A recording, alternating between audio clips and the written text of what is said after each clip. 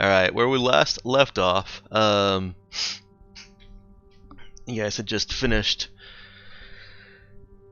delivering your high explosive cargo to Kilber, Mostiono, on Kanagiris. Excuse me. As you were getting yourself the heck away from that planet, Cap noticed that Duran was not actually on board the ship, and a letter had been delivered to Chishin by one of Kilber's soldiers, with instruction that it was for Cap only. Duran tendered his resignation and said that he was going to make his way on this planet, hopefully be a force for good, and hopefully bring these wars on Kanagiris to an end. Your window was rapidly closing, and the Raza and crew, or Santa Clarita and crew, or unnamed ship and crew, took off, saw the other ship taking off, saw the explosions on the ground, and just gone. Got yourselves to the edge of the galaxy, or the edge of the system, monitored the other ship as it was flying closer and closer to Ecos, and you were able to keep a lock on it as it got into the atmosphere of Ecos, and then exploded. Only were able to tell that it had exploded because of Colleen's skill in reading sensors, and the DM needs to figure out how to continue to make that narrative consistent, because the people on Kanagiris don't know that the ships are exploding over there on Ecos, and I need to keep it that way. Otherwise, they would realistically stop sending ships. They are religious zealots, but that can only go so far. Yeah, I was gonna say. You say that. So my inclination to have Cap tell them, oh, by the way, that ship that got launched, it exploded in atmosphere on Ecos.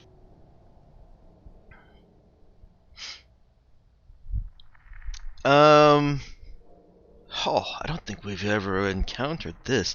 I don't believe this system has a system-wide active communication.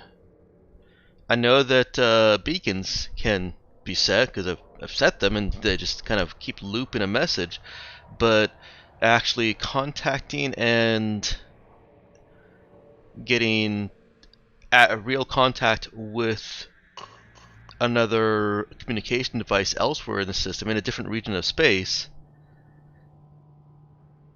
how is that not addressed in the book? What is the book's version of FTL communication? There is none. That's right. Yeah, it is light speed communication only. So yeah, once you get far enough out into the system, there's a 45-minute delay when if you call back to the planet. Oh, right. So in theory, Cap there. could send a message to Uncle Owen. In theory, if the communication channels were open, but in order to send messages, you have to get that authorization code. Or rather, you have to get authorization back. TCP/IP. Except instead of it taking a few seconds to get the response back, yes, I understand you're trying to... Yeah, actually, it's probably longer than 45 minutes. Depending on how big the solar system is, yeah. Yeah. Yep. If I remember correctly, that 45 minutes is the delay from here to Jupiter. So yeah, it really would depend on the size of the solar system you're working with. And remember, you're at the very edge of the system. You're at the point in the solar system where the gravity well is teetering towards infinity, infinitesimally small, where it has negligible effect.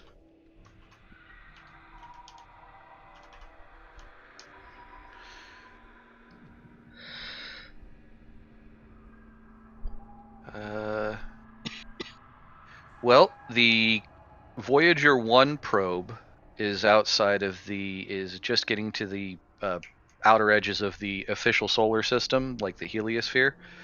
And the signal from that takes 17 hours to get back to Earth at light speed.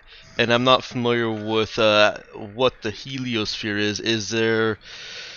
Have they calculated a point at which it would all be subjective, at which the gravity of a solar body?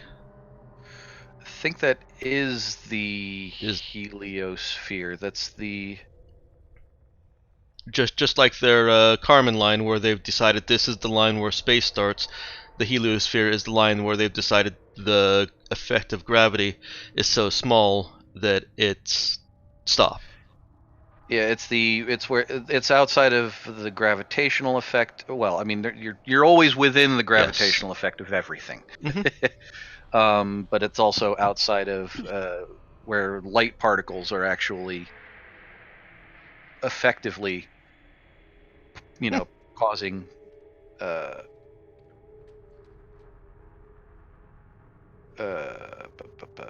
Here we go. Vast bubble-like region of space which surrounds and is created by the sun. It's basically as far as the solar wind goes. Yeah, Okay. solar particle. Yeah, so it's outside of the active influence of just about anything from the sun, kind of thing. Yep. Okay. Outside the heliosphere, the solar plasma gives way to the interstellar plasma permeating our galaxy. It's like when you can't see it's like you can't see the lights from your house anymore. Sounds good. So yeah, it's more than 45 minutes. That was a little bit more detail than we needed. Yeah. Do they? I mean,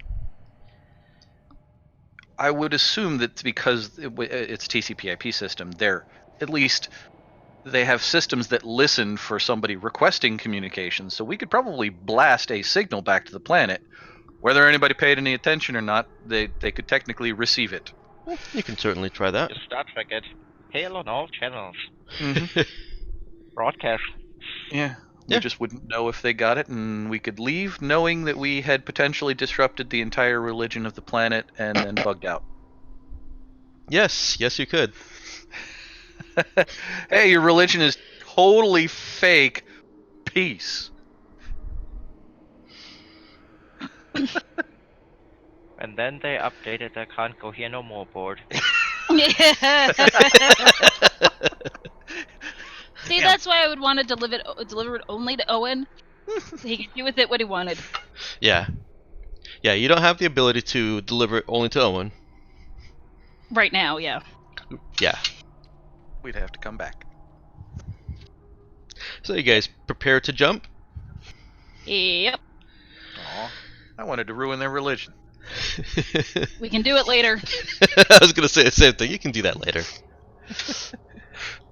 Make them start singing REM songs. I did like that song. Instead of losing my religion, ruining their religion? Mm-hmm. Well, we would have. Oh no, we said too much.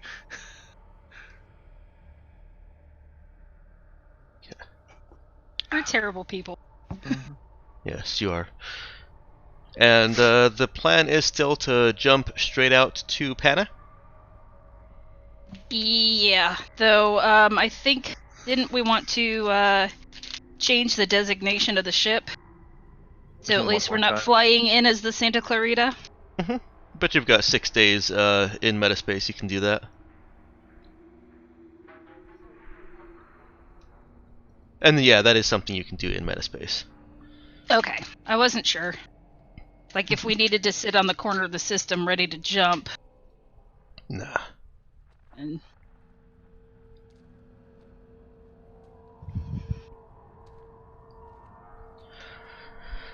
All right, and now, Ben, you get to witness a fairly common sequence of events where the ship jumps into metaspace on its way to another star, and I tell the crew they've got 6 days. Tell me what you're doing. So I know Nick already has his notes ready. Nick, what is Colleen doing? Well, first of all, I always have a plan. Uh-huh. Basic assumption at all times. Colleen is going to rope Dude into helping her finish the refit of the med bay. That's bioweapons lab.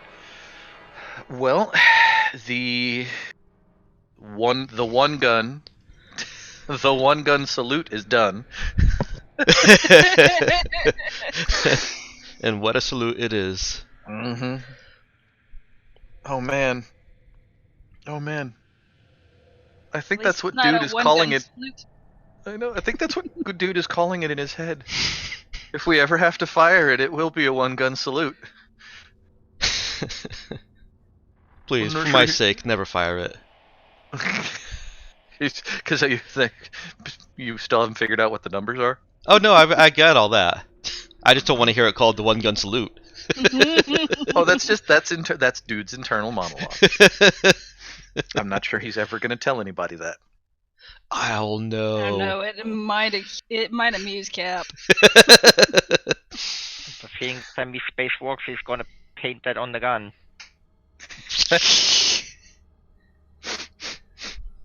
Then you'll have to change your ship name to One Gun. Oh, if we get the No, we we're ever get changing the it to main the one. salute. Yeah. If we ever get This is called the salute. The Yeah. one-gun salute. Well, if we ever get the main cannon fixed, we wouldn't really potentially need the rest of them. You don't know what you'll be getting into. Yeah. God, if we fix that weapon,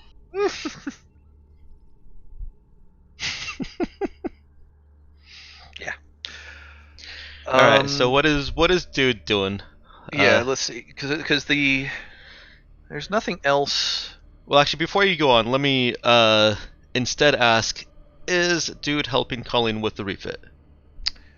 If she wants him to help and she feels that he can be useful to it, and he doesn't have anything else that is actively needing his needs, like super, I need to concentrate on this repair time, because with nothing else we need to fix, we have pre-tech for. We've Okay. got the one. If I remember correctly, we still just have the one. Yeah, we've got the one universal pre-tech. Mm-hmm. and that's it. Yeah.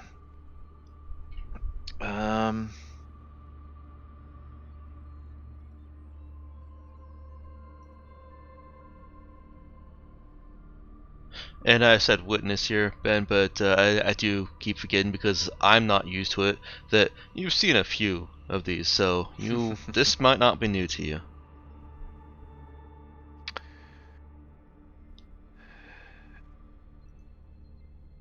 Matt, let me come back to you. Well, I'll go through. All I've got left is Cap, because Cap may have something that she wants being done. Yeah, barring anything else, he will have no problem helping. Okay. No, Cap's gonna share the letter with Dude. Okay. So.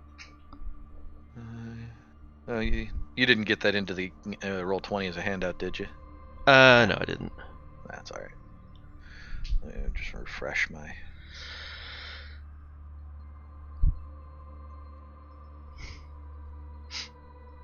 It's in the. Yeah. So yeah, she'll share that with Dude.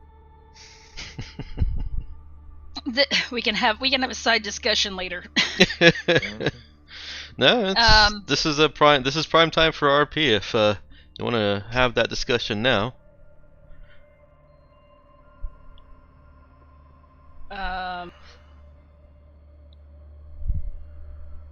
She kind of hands it over to him.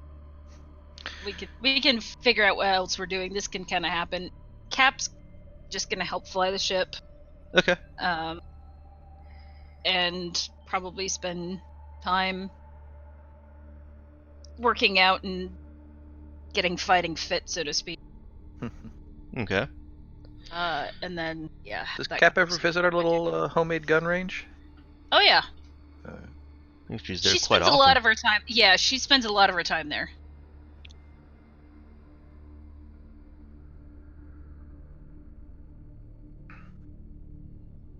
If she's not on the bridge and she's not in quarters and she's not eating, and she's in the.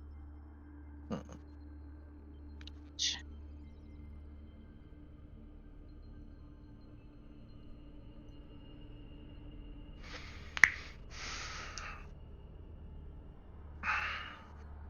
All right. yeah. We'll let you have that conversation later then, if you're Yep. wanting to move on. Colleen and Dude, unless Matt has thought of anything else Dude wants to spend his time on. Nah, and basically fiddling with the guitar and. You finished the refit. You may now consider this a TL4 plus medbay. It you couldn't put to use all of the equipment you got from the Ferrotinero, and there were some things in there that you're not sure what they did, either because they were advanced or because they had deteriorated so much, or just not from the corrosive stuff, but just from neglect. But it is a TL4 plus with that provides a +1 bonus to any medical checks made in that medbay.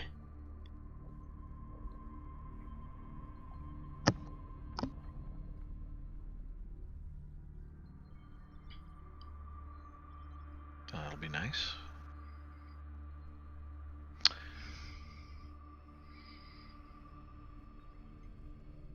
That only took 3 days out of your 6-day travel. Well, in that case, she's going back to working on the antivirus.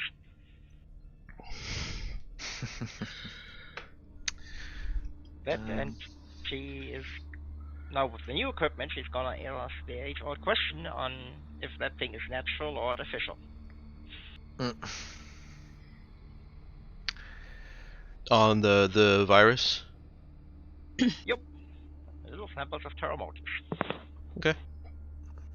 Dude goes back to the ideally for him never-ending. I'm bolting things on and taking things off of my steampunk electric guitar. It's like We Colleen could finally and fix her the hair. shuttle.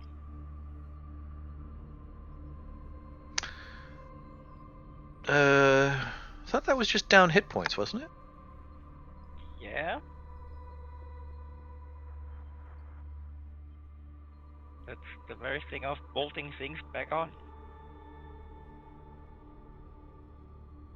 Do we even have a status for that?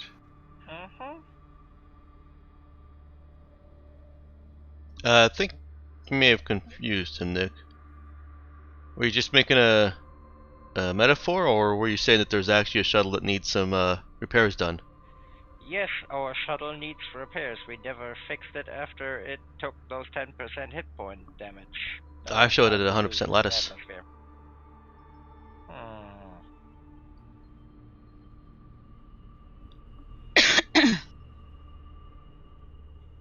But are we completely up to date? Because I remember we never fixed it after the last time. No, I think there was a very quick little just fix that, finish it, because it's shown at 100%. Better.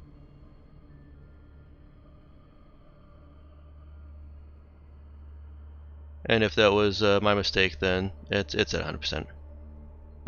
It's good now. Yeah, little character sheet's got it at 15 hit points, so. Yeah, it wouldn't actually take damage until that lattice was gone. Hmm.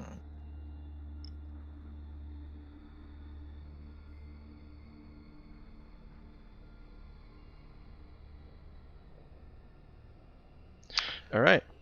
Yeah.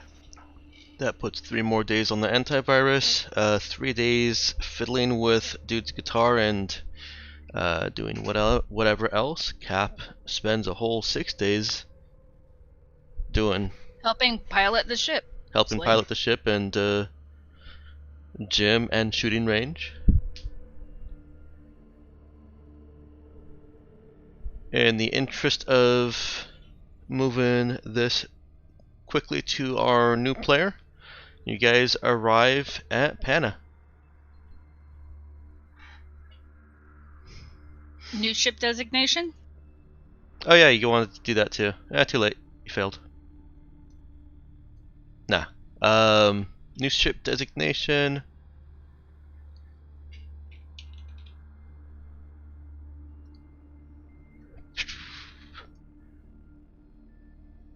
Hang on. What do you want to do with it, Nick? I assume at the very least you're trying to match the correct hull size, shape, and drive parameters of your ship. Oh, absolutely. Okay. I think a Cap maybe wanted to give it a name, otherwise Colleen would give it a name. Cap's open to suggestions.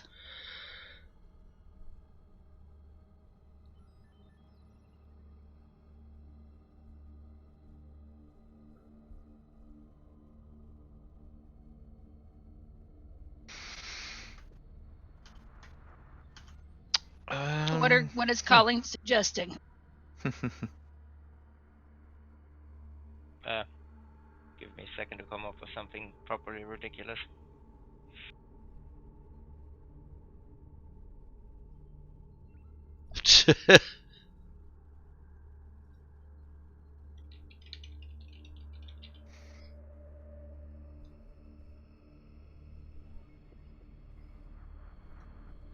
While you're doing that, I'll throw this in everybody's face.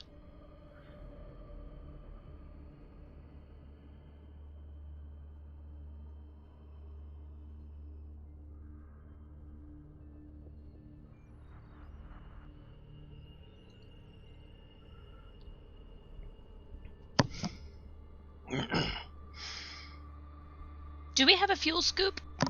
No, you do not. Probably looking at buying one. If we can even put it on the ship. You might have to remove something to put that on there. Okay. But yes, making some modifications to the ship is possible.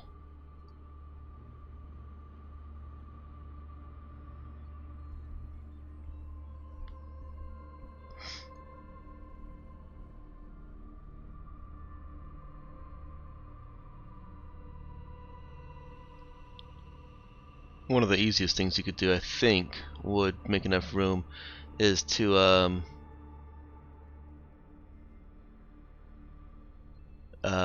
take out some cargo space and take out the existing fuel bunkers. And if I remember the build right, that should free up enough points. It's a little bit more difficult to eyeball it because your drive can go higher than it currently is, and the total drive capability is what's factored in to the mass and power of the ship.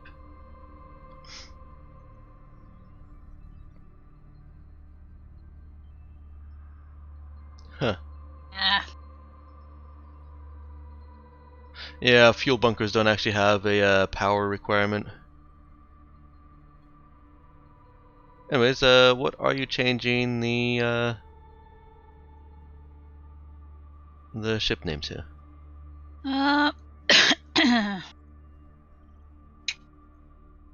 Colleen votes for Lollipop. No. How about the Ouroboros?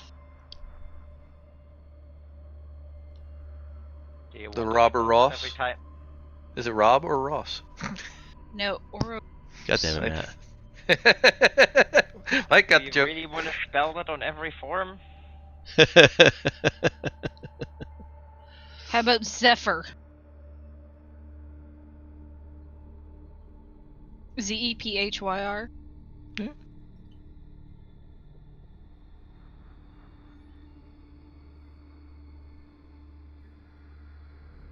Any suggestions from the peanut gallery?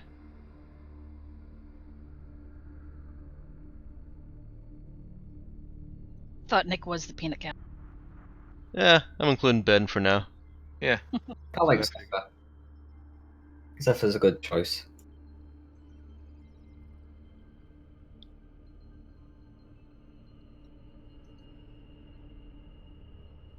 Right? It is. Alright.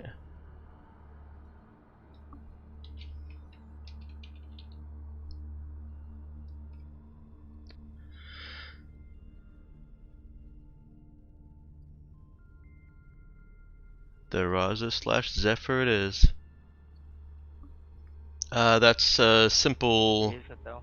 difficulty 8 check from Nick, which I don't even think Colleen can fail? No, an 8 I can fail. Yeah, okay.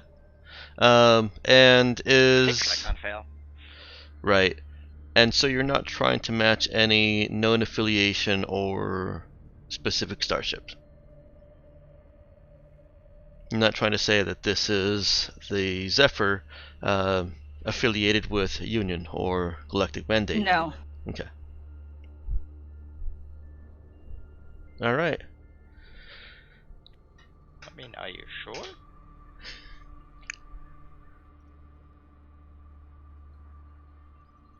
That will make it That's more something. difficult. Yes, but that will make it more difficult. And since Galactic Mandate is here, at least I'm assuming that they have a presence here all the I'm not time. saying it needs to be Galactic Mandate. No, I think it's fine. It's fine.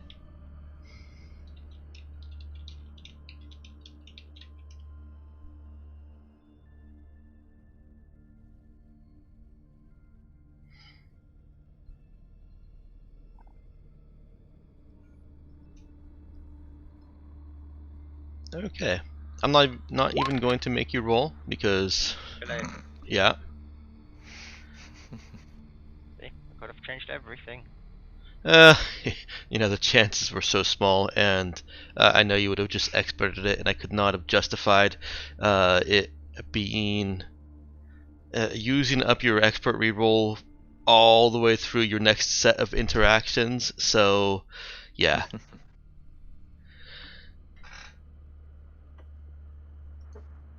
Oh, sorry. Not Ivan. Wrong name. Edit.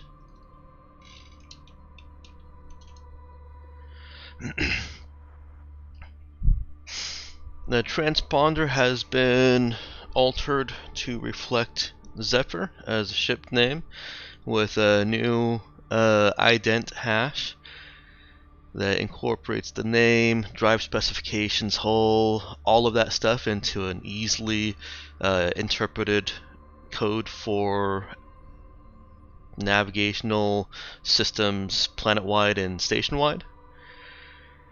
And you arrive in Astos, or not Astos, you arrive in the Pana system,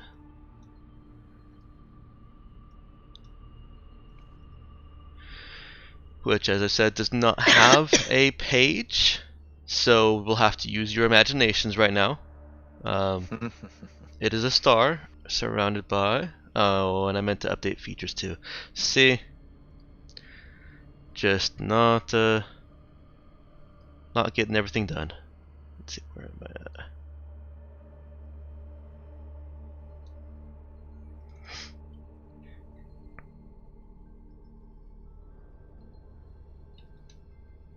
Okay.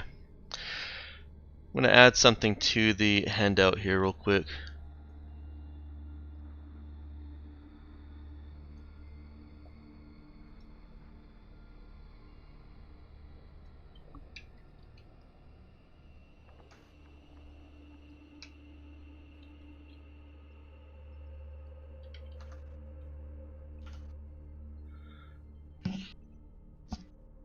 Well,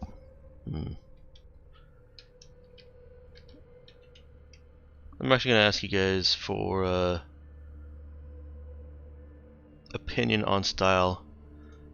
For features, if I place them before the planets like that, does that seem like the more important information than, hey look, the system has planets? Or would it be better to put the planets first and then the various features?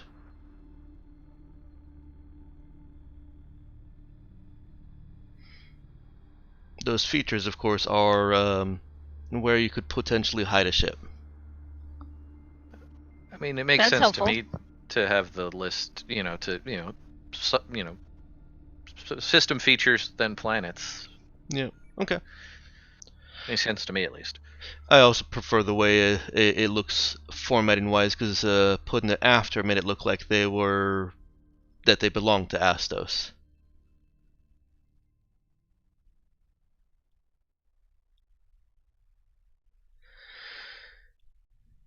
Alright, so if you wanted to try and hide, you would need to, well, you wouldn't need to. You could come in with your emissions damper active. Or activate it as soon as you arrive, more like. With the emissions damper active, this is the first time we've actually played with these house rules in full effect, you would be invisible, effectively, sensory invisible, from the moment you breached metaspace, and for 2 hours. Colleen's program skill is 2 or 3. You guys need level 6 to be 3. Okay. Yes, my lack of level prevents me. Yes, it does. So, and you can be invisible for 2 hours. That's not a whole lot of time to get out of a region, but it is enough time for you to start moving and get to another feature before anyone that's around your same speed can catch up. With the disadvantage of the admissions damper causes a reduction of 2 from your drive down to a minimum of 1. Yeah, because doesn't it double the traveling time for everyone, basically? Right now it has the same effect because you would normally be dividing travel time by 2 because of your Starfarer adding +1, and this would bump that back down to 1. So, yeah. But it's probably better to start thinking of it more as it takes your total drive ability, which is right now 2, 3 if you trim the course, and minus is 2 right from the very end of that.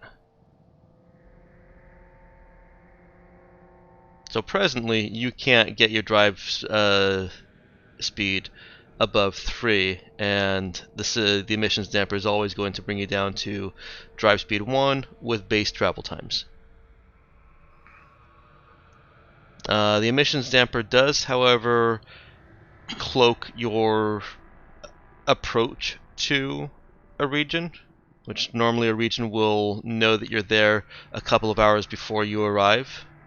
It's not like you suddenly appear in the region and everybody's, oh shit, something's here.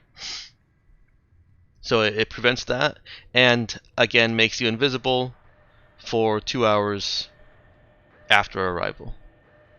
It's kind of a constant temporary cloak.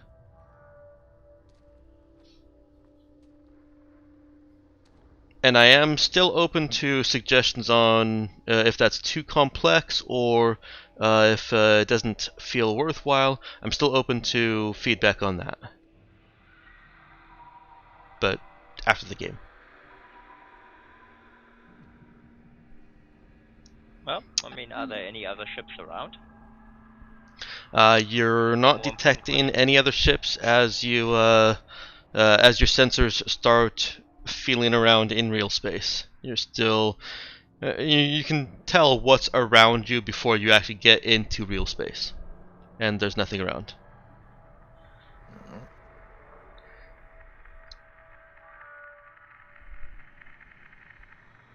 I can. We're not necessarily trying to come in. I think you broke up a little bit there, Emma. I said we're not necessarily trying to come in stealthy. Okay.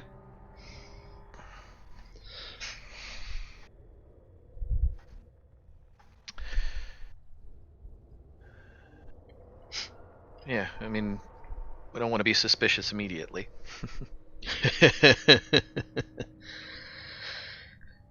Good time. They'll run us out of the system soon enough.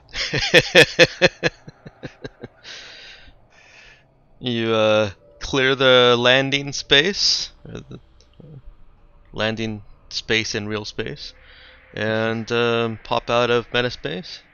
There are still no ships around you, and a vast, open blackness in front of you. There's of course a sun off to the side. You want to start approaching that, because that's where all the planets will be around.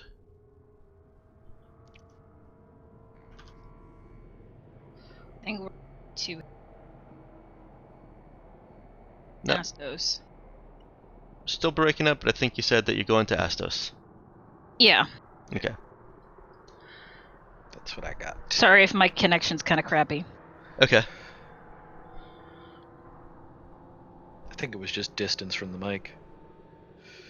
Could be. I may or may not be eating.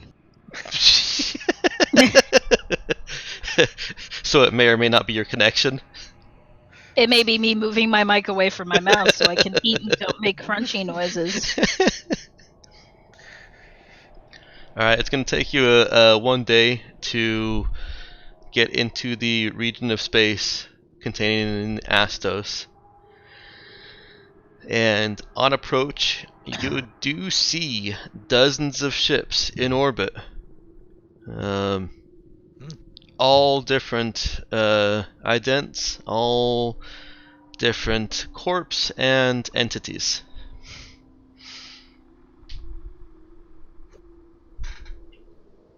Including Galactic Mandate.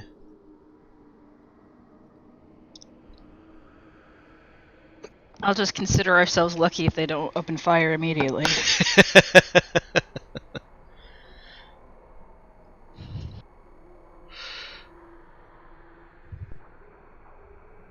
Alright, let's head for one of the shipyards. I had initially written that all the shipyards were on the planet, and in writing that I failed to consider that there are cruisers and capital ships that can't land on planets. Gonna say we're We're the minority in that, yeah. Yeah, you're the Yeah. exception. and if I don't have to land this ship on a planet Mm-hmm.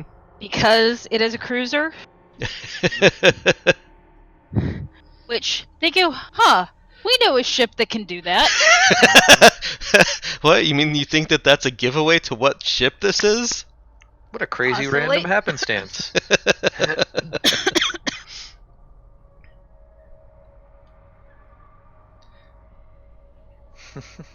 That is super weird. Probably What a just a coincidence. coincidence.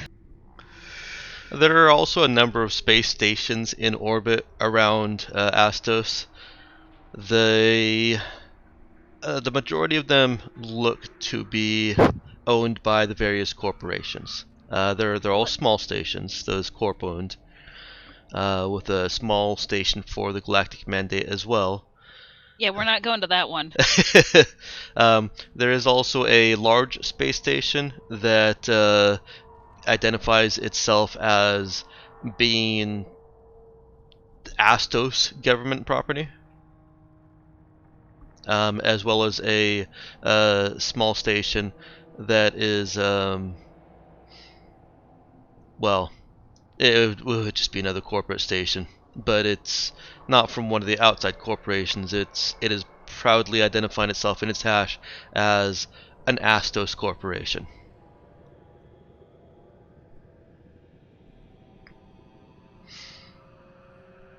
Local run business. Proudly serving the Astos community for...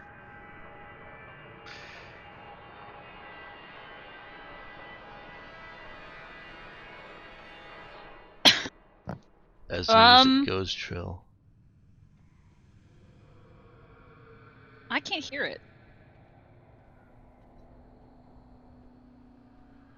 Well, I can, so it's getting on stream, so that's good. I mean, Alright, let me usually stop it and start it again. Okay, that should have stopped it for everyone. Yeah. Yeah, now I have real existential dread. Man, I don't know that I would There. classify what we're hearing as music. It's atmospheric noodling. It can't be atmospheric, you're in space. The words mean different things. Alright. I'm hearing it again, so it's there.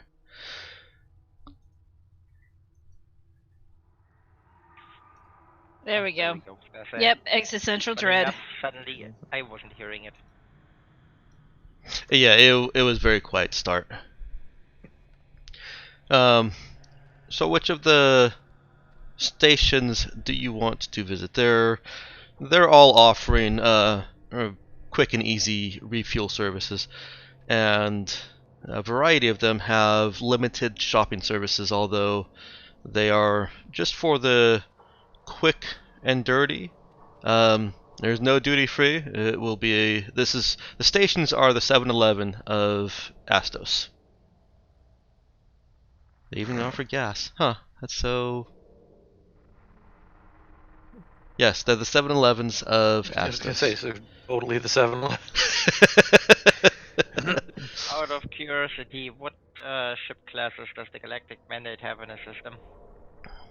It has a couple of cruisers and a small fleet of fighters. Or not fighters, frigates. Alright, amongst the other ships, any mercenaries? Specifically, any signs of the Cardinal Sons? Any signs of the what? Cardinal Sons. You do not find any signs of the Cardinal Sons. You don't see any ships that your computer recognizes. Next funny thing Colleen will do is try to match their profiles against their ident codes. Make sure everybody is who they say they are. Okay. Well, more to know which of those bastards is lying as we are. That is going to take Colleen some time. In the meantime, are you making your way to one of those stations? I think probably the small locally owned one. Okay. How convenient. That is where Ben's character is at. How convenient! Now, if these are the space equivalent of 7-Eleven, can I get space taquitos? Absolutely.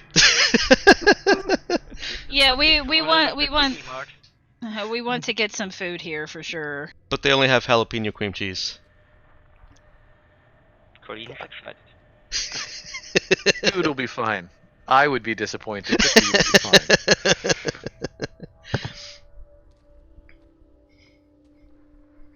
Ideally, they've got space hot dogs as well. Yes, they have also got space dogs. Which is perhaps ironic, depending on what you think the definition of that word is, because the corporation, the small station that you're flying toward, corporation is space dogs. If they sell that, does that mean they have little prepackaged packages of sauerkraut? Sauerkraut no longer exists. It should never existed in the first place, and this universe has righted that wrong in eliminating sauerkraut from the universe, from all universes. Then Nick is gone because he is a sauerkraut. To be fair, I've never actually tried sauerkraut, so I don't know, but It's delicious. anytime anybody's described it to me, it's been like, yeah, I'm just gonna put mustard on my hot dog. So wait, if it ceases to exist, would that just make Nick a sauerkraut? Don't think it works that way. He's already a I sauerkraut, was man. gonna say. Does cabbage still exist? Unfortunately, yes. That's Aha, why I so keep Coleslaw. wanting. That's why I keep Yeah. wanting to eliminate sauerkraut, isn't it? It has cabbage in it. It is cabbage. It is cabbage. Oh yeah. It's just sour cabbage. God. Well, pickled. Pickled. Yes. Vegetables are God's plague on mankind for eating fruit. It's their. I mean, kimchi is a variant of the same idea, isn't it? I've never had that either. Mm-hmm. Yeah. You might actually like kimchi. 'Cause it doesn't taste like Yeah. pickles. Yeah, yes, I remember you telling me. That's a sauerkraut. Still haven't tried it. But let's Anyway, get back over Yes. here. As Let's steer the good train ADD back onto the tracks here. Nick, go ahead and give me a program int check for Colleen.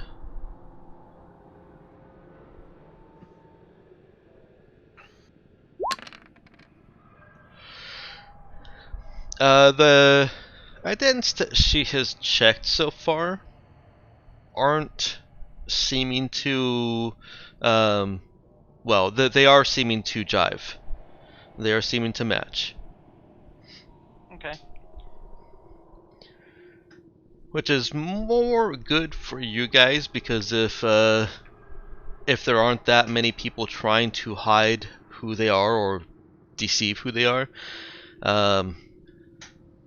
then the other people, like Colleen, who are checking from other official places, are less likely to be as adept and alert. Also, just to spite you, I'm having a pickle now. Good. Eat them all. Remove them all from the world. Temporarily. Nope, you'll just have to keep eating every one that grows. I can do that, but it will only be temporarily. They're coming back out. Okay. You guys arrive at Space Dogs. Space Dogs, a proud Astos corporation. alrighty. Can't be that proud with that name. Bad. You're receiving an open broadcast communication as you approach within proximity of the station. We'll answer it. Okay. Colleen will answer it for Cat. It is an advertisement. Or Space Dogs, a proud Astos corporation. And there's a pleasant female voice that comes on and thanks you for visiting Space Dogs and hopes that you enjoy your stay and like what you see at this small display of Space Dogs all-terrain gear and equipment. All-terrain and all-weather gear and equipment. And then it ends with a what's the word for them? Wow, the person who approves your flight into your docking agent. I can't remember what words I've used in the past. My brain is mush. close enough. Traffic Yeah. controller. I want to go with docking agent. And then she concludes with a docking agent will be on the line with you shortly to secure your ship and welcomes you to Space Dogs again.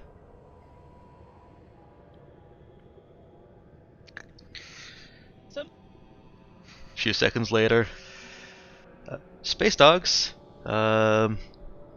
Size of ship is cruiser. I have 2 docks available. It's like a view of the planet or the emptiness of space.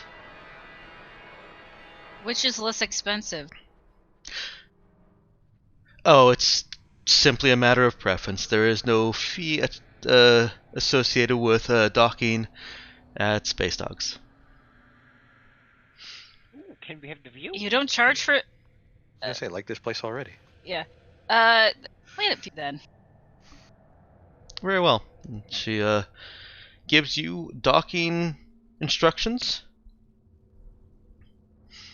Links up, handshakes with the ship, or pushes forward a handshake with the ship. You guys have to accept it. And the ship can just automatically dock, or your pilot can do it manually. Do it. You'll have Clark do it. We can dock automatically. I think you're breaking up a little bit, because all I heard was Sorry. pilot. Oh. we don't. If we don't have to have the pilot do it, let's not. Okay.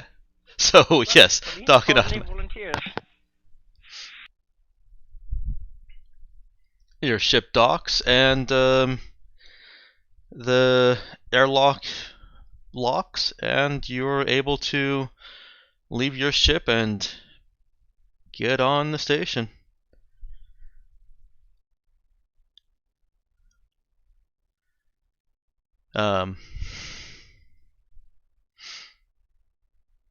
If anyone is at the airlock and looking through the transparent alloy, because it wouldn't be glass, Right. you can see that the hallway that you will be stepping into, while serving as a standardized decontamination airlock, also has more screens. Not just a screen, it has screens on which you see ads cycling. Really into their advertisement, aren't they? We have docked at a GeoCities website.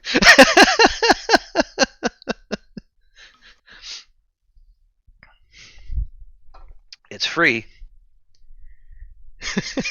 Technically. Uh-huh. As long as you are willing to put up lots and lots of ads. Included in the docking instructions was the pretty standard clause by now of no weapons are allowed. That's okay, we have Nemo. You sure do. Alright, who is going? Cap. Definitely Colleen. with. Dude, want to see this place. We did add, just out of curiosity, we did add the funds that we got. Did we add the funds that we got? Did you add the funds that we got?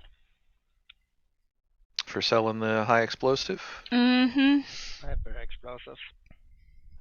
I don't think we did.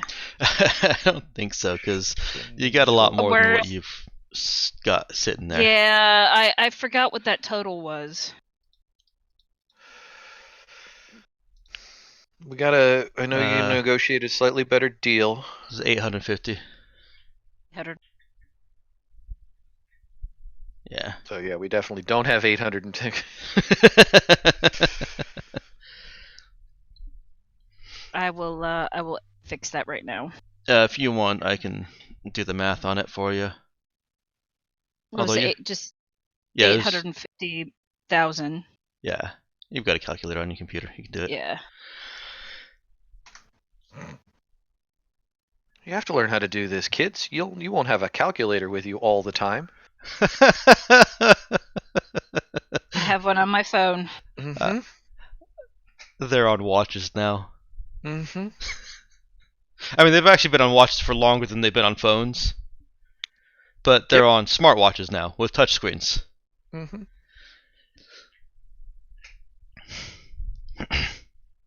Okay, so I've got Cap calling Dude, Nemo. Clark would like to go. Okay. And some of your NPC crew also would like to get out and just kind of get off the ship for a minute. It's fine.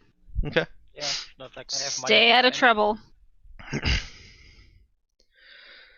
Tom arranges them into reasonable groups with a buddy system. Well, that's what I was asking. Is Eileen going? Eileen is actually fine with staying on the ship unless she is requested to come along with anyone. Colleen totally tries to drag her out there. It doesn't require much to drag her. Just the hint that Colleen would like her to go along, and she starts suiting herself up. Do we have to? Oh, but not like spacesuiting. No, she's just putting on well, not her armor No because she doesn't have that. No weapons, but she is suiting into I believe security armor is in your armory. Right. I just wanted to make sure you meant that metaphorically and not that we needed spacesuits to get on this station. Oh no. No.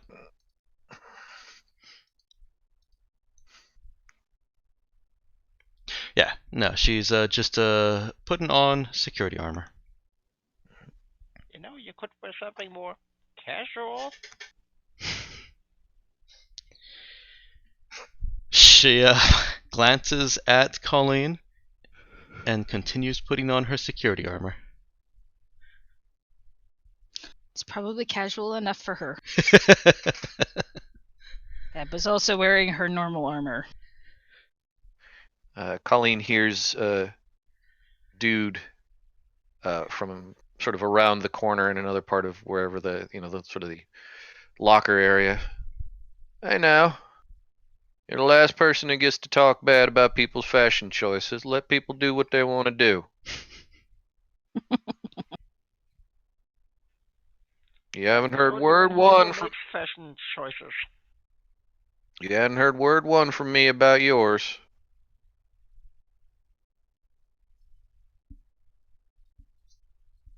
It is certainly not eclectic. fashion.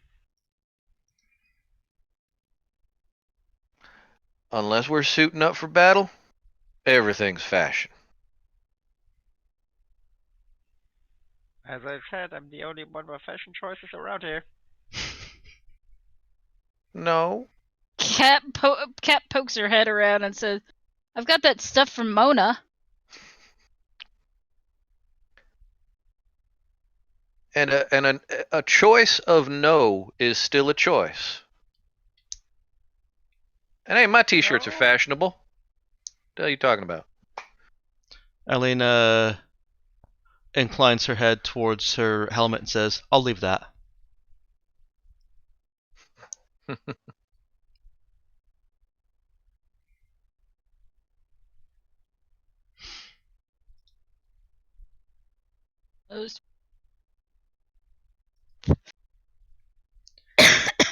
Okay, it looks like actually your entire NPC roster is taking a field trip.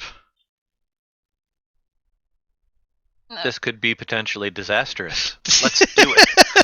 It's one of those school. We're gonna lock up. We're gonna lock up the ship, nice and tight. Okay. Yeah, you have a little beep beep. Beep beep. Jinx.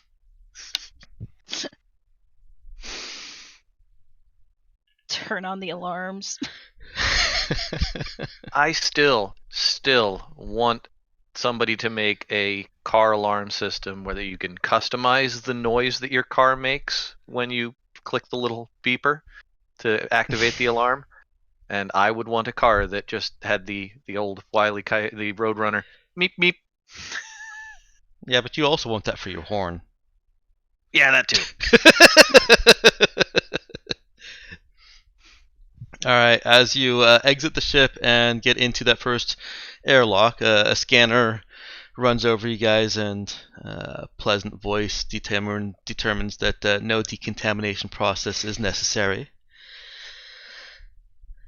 While this... Dude leads over to Cap when he hears that and says, well, nice to know we're clean. I shower regularly. While you are being scanned like that, of course, an ad is running behind you. On one side. On the other side, however, is a whatever ad was playing is interrupted by a quick Space Dogs blurb and then a menu of available services. Refueling is obviously available. It also has a map to the food court, the various shopping areas, along with a little asterisk of goods purchased on Space Dog's station. Space Dog's space station are charged a something additional fee, and all goods... Taxes. Yeah, all goods are available at retail cost planet-side. Basically, it's to cover the shipping fee to get it up to the planet. Yeah, So or just to make some more money. So we're stopping at Hawaii, where everything is more expensive because you're in frickin' Hawaii. Because they got to ship it there, and they got to charge more because it's Hawaii. Yes, except instead of stopping at Hawaii, you have stopped at the 7-Eleven that is floating on a barge offshore. Coast of Hawaii. Yeah. Also, depending on travel time, can't be that much more expensive. It might be more expensive to actually fly to the planet to pick it up there. Yeah, honestly, the whole travel time and fee... sure, it probably costs a little bit more, but no, this is just extra fees because they can. Mm-hmm. That's fair. You can't blame them for wanting to make a buck. Mm-hmm. You can still be a little annoyed at it. And there are probably, depending on how high your admin is, there are probably actual regulatory fees that they're having to pay in addition for taking stuff off the planet to sell. Yeah.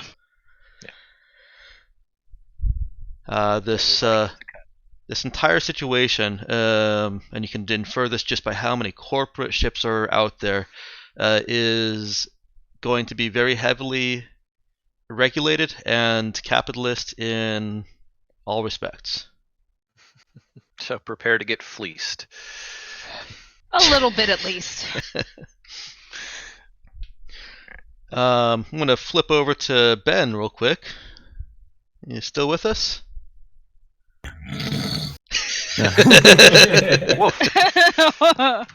It's not as terrible as some of the stuff we've heard coming out of Mel's mic, so... Mm-hmm. So aside from the occasional awesome. Yeah. So Hugo,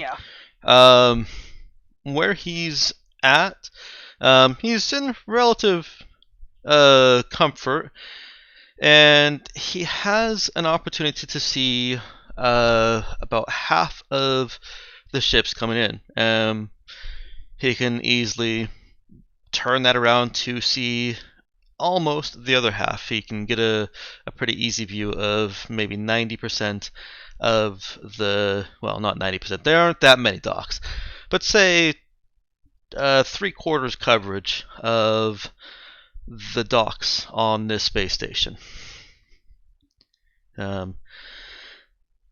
It's likely that he chose this one because it is a smaller planet-side corporation. It's a largish corporation, but it's not a sector-wide corporation. It's just planet. And so they have a bit more freedom and don't get inspected as much. There's a lot less scrutiny on their activities from planet to space station. One moment. Let me get a little bit of water here.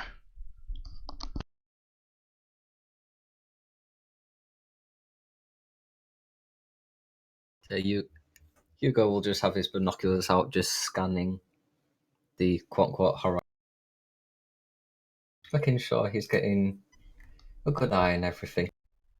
Okay. Pick one out.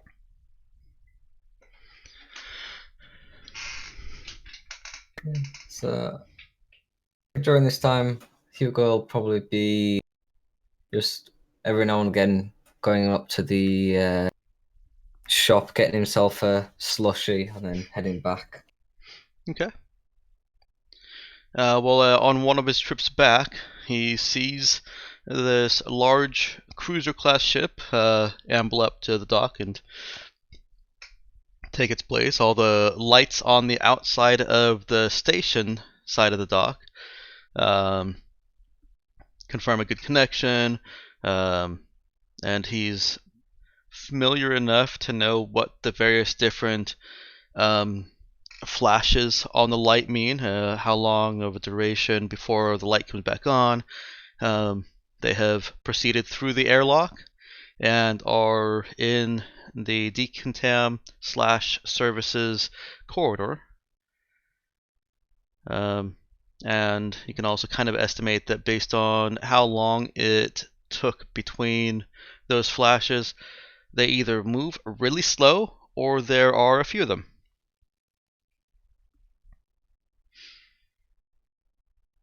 So yeah, he'll just be keeping an eye out, trying to peer through the not the polymer. Well, no, because it wasn't glass. I just basically call it transparent alloy. Yeah, he's just trying to position himself just slightly out of view line, but trying to keep an eye out, seeing who comes through the door. Okay. Although for a space station, it actually probably could be a sturdier version of bulletproof glass. Well, no, still no, because of the Kepler field. I think it's Kepler. Whatever it is that Radiation. yeah, no, that's not I said the wrong word. Kessler. No, that's not it. Whatever it is that could potentially trap us on Earth if we keep sending things up into space to orbit the Earth as space trash. That stuff still flies really fast and can rip a hole in, well, our current technology of metals. So, yeah, no, still transparent alloy. Anyways, that tangent was brought to you by watching way too much Because Science. Yup, Kessler syndrome. It is Kessler syndrome. Yeah. Okay. Well, that's more the collision things. Everything else is just called space debris. Right.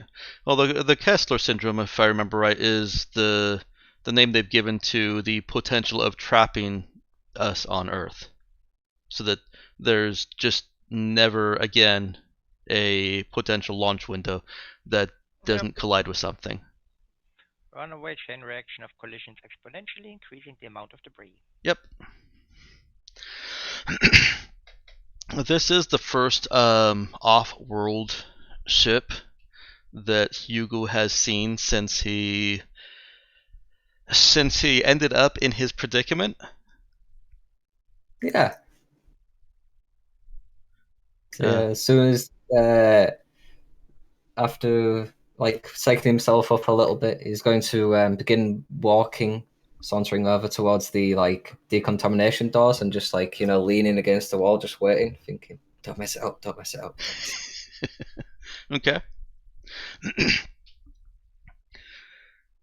I'll flip back over to Cap and the entire crew. So refueling, obviously, as that was pretty much the primary point of stopping here instead of just jumping straight to the next planet or system.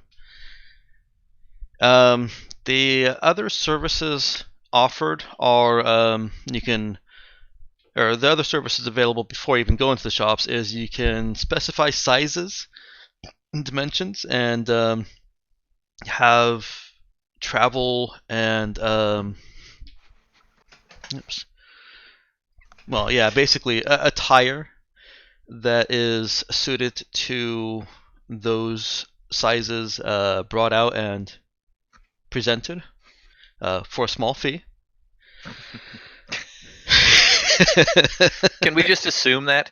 Can you put like a little verbal asterisk and yeah. that's pointing to a tiny little footnote that says for a small fee? Yes, you can. I'm still going to say it every time. You can order ahead so that food is available for you at your custom order for a small fee. And you can also specify what kind of equipment you're looking for within their catalog, and for a small fee, they will have that brought to a personal showroom for you.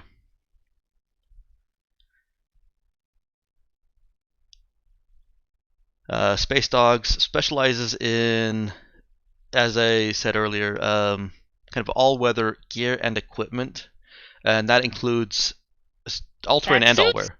That includes vac suits. That includes atmo filters for a variety of conditions, as well as a more advanced, just generic atmo filter. Or I'm not thinking the right thing. Atmo filters are generic. They're tailored antigens.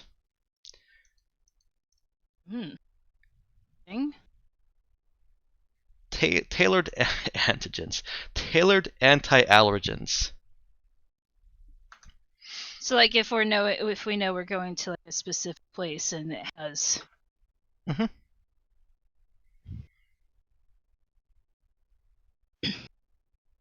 Interesting.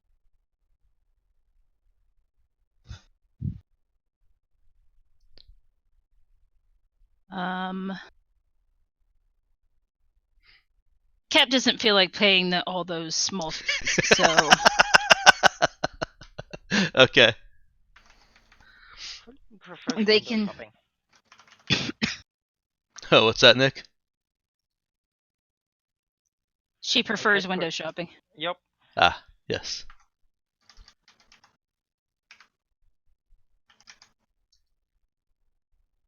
Let's see.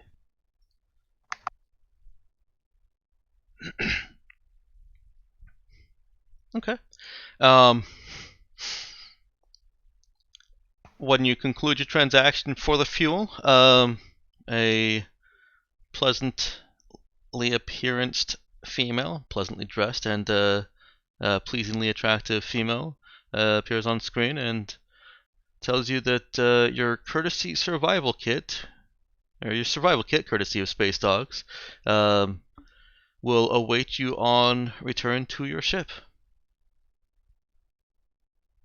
Survival kit? Mm-hmm. Yeah, it's not really that useful unless you're trekking through planets, but it's free. For a small fee. You paid. Included in the docking charges. Yeah, it is. It's a courtesy that they included it in the fee that you're paying for docking and fuel.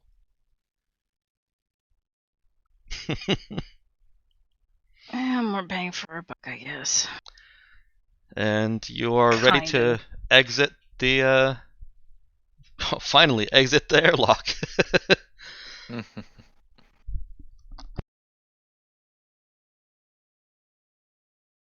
Cap will mutter something about that taking way too long. Yeah, it did take about 10 to 15 minutes, depending on how quickly you navigated the screens. And how many times Colleen wanted to stop and... Well, they got to justify their own existence. My impression of the standard planetary bureaucrat so far has been that the more paperwork they can make you do, the more important they can make themselves feel. Yeah. That doesn't mean that I have to like them. As you're talking, the door opens. Hey, all you got to think about is they're stuck wherever they are doing whatever it is they decide to do in their petty little jobs, and well, we're off flying around the universe. I mean, sure, we get a lot of people hunting for us, and it's dangerous and all that shit, but still better than sitting behind a counter. At least I think so. Breathing, Emma. Sorry. It's okay. See? There's no Can't winning. win. No. I you can't. cannot win. We either can't hear you or we get Darth Vader. Sorry.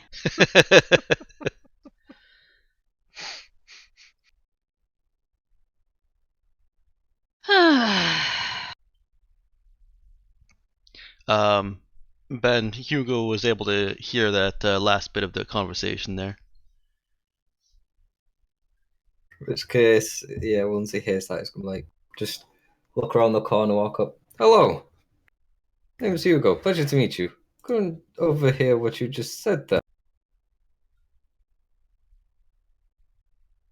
Well, it's not particularly polite of you to point it out. Most people just kind of ignore that sort of thing and move on.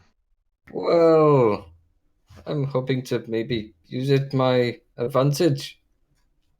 I'm in a predicament myself, you see, and I'm the first outside system ship that's come in, and I'm hoping to ask/pay for a favor. Oh. You Nice got of you to space admit in that. that ship of yours? Dude turns to Cap and says, well, nice of him to admit that he's looking to take advantage of us. Most people just try it ahead of time.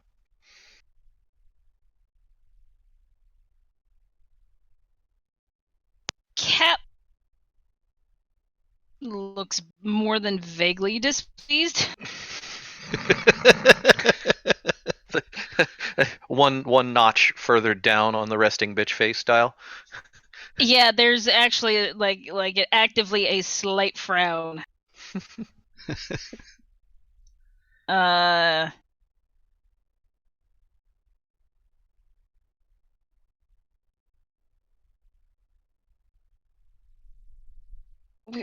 She kind of looks at Dude and says, "We really have to get conversations to the ship." Yeah, sorry, Cap. I can pay if it helps.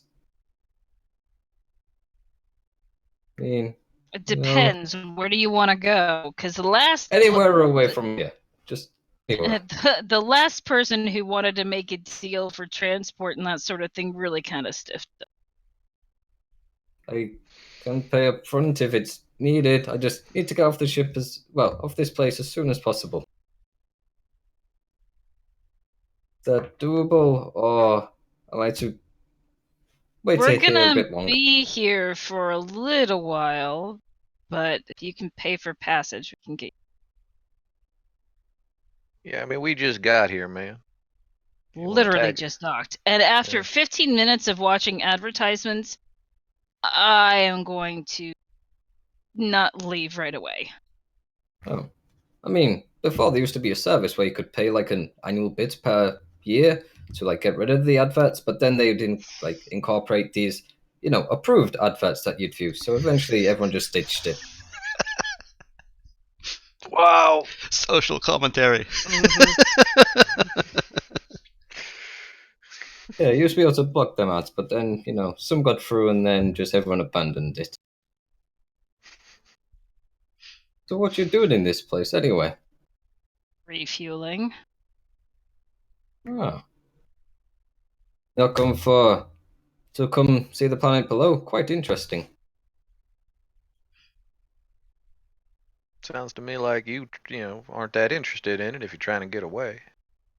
Well, I like the place. I love it. But I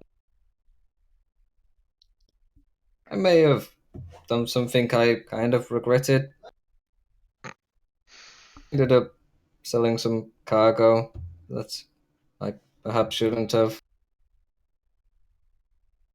A bit of me being upfront will just help ease this over.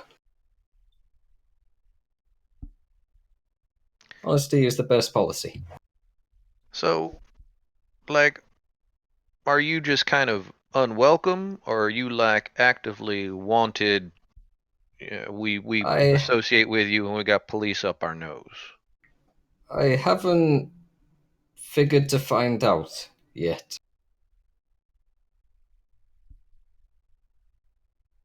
I've got the notification that the delivery is being delayed, and they're wondering why it hasn't been delivered.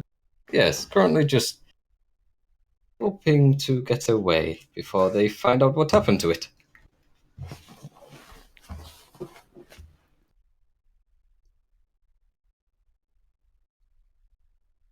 It's best to.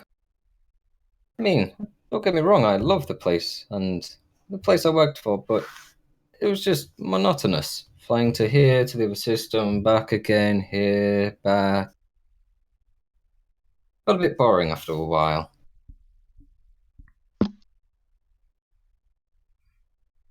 And I figured, why not? Live a little, and it didn't work out.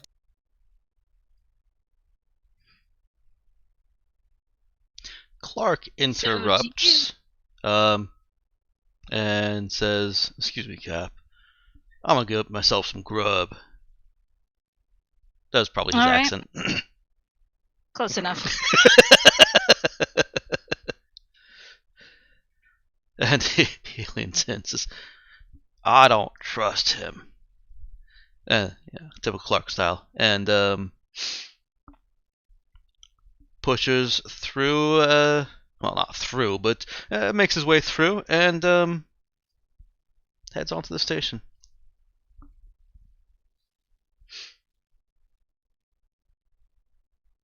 Okay.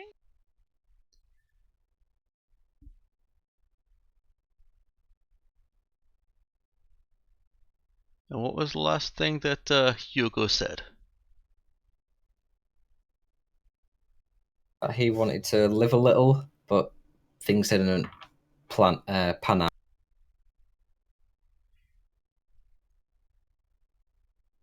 Yeah. Also, if you do go down there, stay within the walls. Much recommended. Good to know. Yeah. Try not to Stay venture with- outside. And why's that? Well, the sandal kind of eat you alive, almost. Well, not really. It's just weird. You don't want to get stuck out the walls for a bit. Sounds like Sos. Also, stay away from the southern portion of the city if you do go down there. Some pleasant and not so pleasant people tend to hang around there. But if you're after, racing some dune buggies, perfect place to go. I really wasn't planning on going planet side this trip, but thanks for the advice, pal. Cap will start walking away. Hugo will just sip on his Slurpee. Okay. He is sipping on a Slurpee. Slurping on a Slurpee, in fact. As about actually almost a dozen. We got 6 NPCs plus Eileen, so I guess that makes 7. Plus 4. So yeah, with Clark that was a dozen.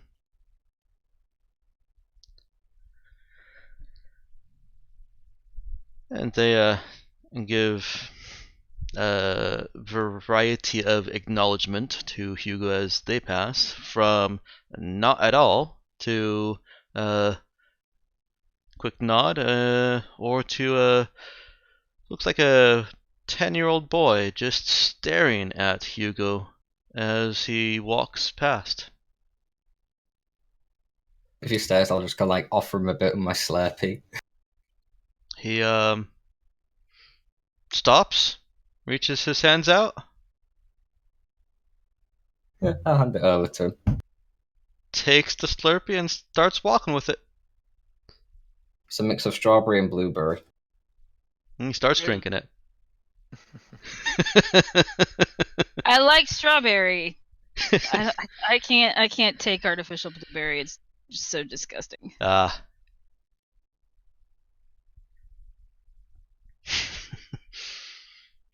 Yeah, Hugo just looks a little bit like dejected and shit, so he's just gonna go back to the slurping machine, get himself another one, and just sit down again, staring.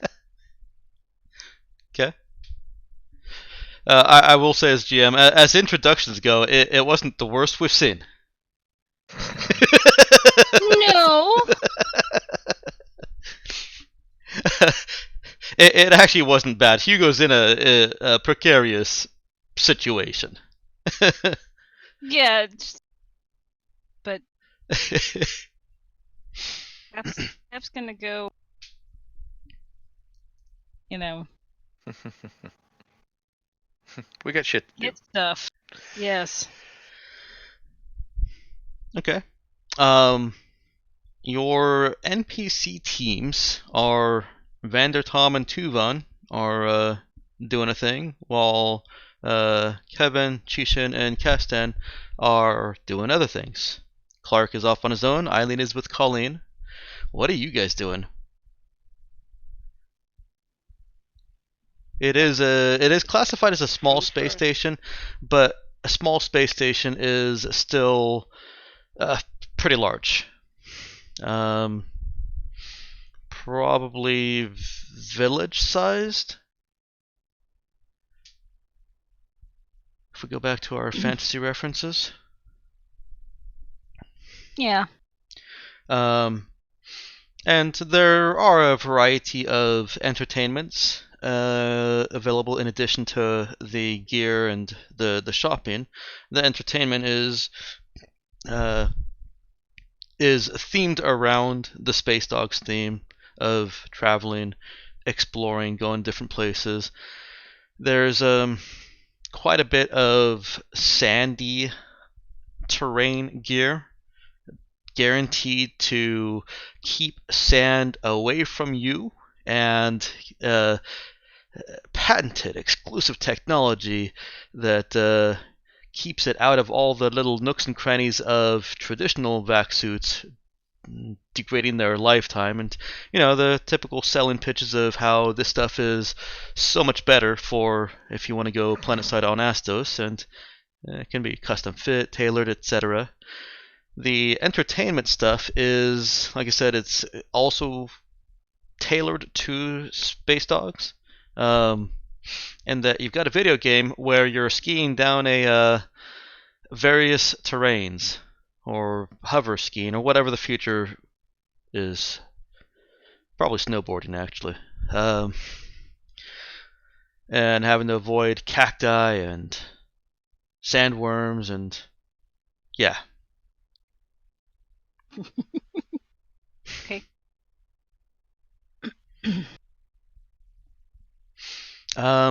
We'll start with Cap. Where is she going? What does she want to do here?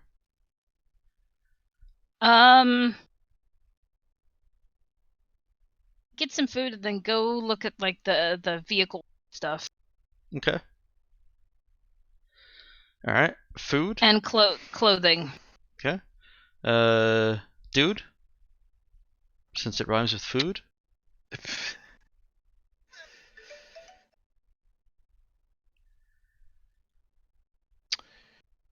Yeah. We're food is definitely still a thing he's thinking of. Just check one thing real quick. Where are we at? Oh, no, that's status, not inventory.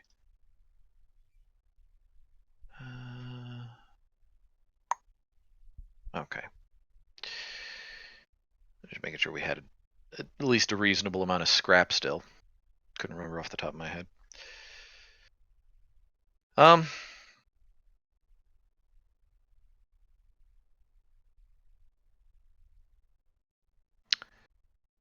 Dude will go along with Cat for food, and then do they have? Is this a mall from the '90s? Do they have a "Here's the directory, you are here" little standing kiosk signs? No, not standing kiosk signs, just panels on walls. Okay. That display advertisements. Gotcha. Do they? Mm-hmm. Mm-hmm. Do they have a local information network that our data pads can tag into to tie Yeah, into? they do. Okay. And there's a little ad playing on top of it. Of course there is. Does it have pedestrian GPS that if you say I want to get here, it'll take you there? Mm-hmm. Okay. Yeah, fully interactive directory. You can bring it up over an ad. It obviously isn't completely obscuring the ad on the walls, or pretty much on any panel there. But yeah, you can. The panels that are playing ads, as you've seen with the menu, aren't just there to play ads. You can access directory information, call for services. It can do all the things that you'd normally be able to do at a terminal that's not playing ads. You just have to be watching an ad in the background as you're selecting your services. And the same kind of service goes for what you can connect to on your datapad. Once they do finish eating, dude would actually look for a. I guess it would be like library. I mean, do they have something? You're looking for Astos literature. Space Dogs has a wide collection of literature on Astos, as well as surrounding systems, and the variety of places you could explore in Space Dogs gear. Now you're just having fun with this.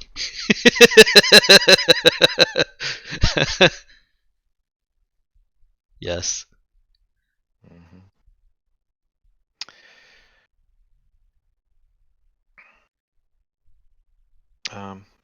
But yeah, he will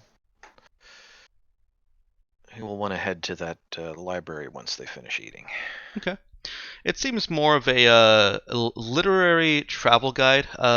It does indicate that there's some fictional material available for the discerning reader or viewer. But a lot of it is going to be travel documentaries and tie-ins to Space Dogs gear. Okay. Well, what he's looking for is like an archive, like old news, old out system information, anything like that. Okay. All right, so he's eating and then going to do that. Colleen, can I just assume that she's eating? Yes, and then she probably plans to go clothing shopping with Eileen and then get stuck on the entertainment. Like going skiing. Okay.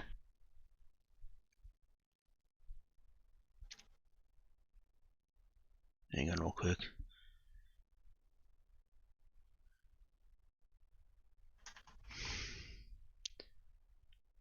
Emma, what was Cap doing after eating again? Sorry, I didn't write it down because, silly me, I didn't expect you guys to have complex answers. That's okay. Basically, Cap wants to go look at like the vehicles. That's right, his vehicles. Okay. And also go clothes shopping. Okay. Okay. So Hugo sees them walk off toward the food court after accessing what he could probably safely assume is the directory on their data pads.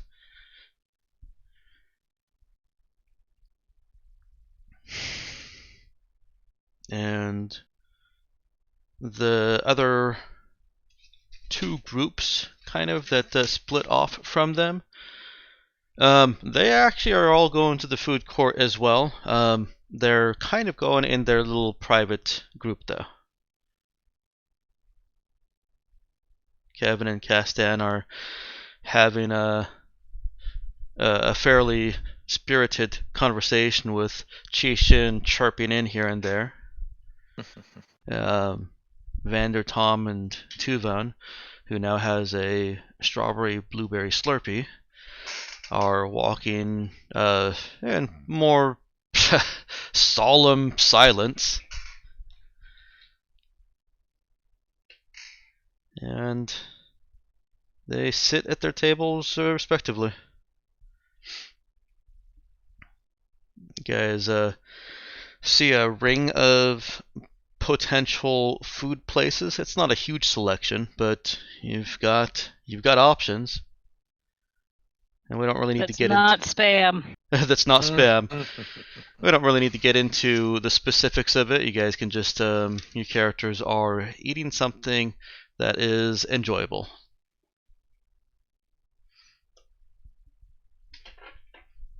We don't need to get that granular with our RP. Not right now. I'm not a fan of the description down to every detail, taking 10 pages to describe a single banquet. Yes, it seems excessive. Yeah. Don't read the Game of Thrones then. I certainly won't. have no intention of doing that. It's enough description to say that the foods are actually, they're still following this theme of exploratory. While these might not be foods from other places, they are still styled as, you know, the mountain of noodles. Mm-hmm. With tomato sauce or some kind of red sauce that's trickling down one side, and then burnt cheese ringing it to look like just a volcano. Seems excessively complicated for a pizza dish. No, that was spaghetti. Yeah.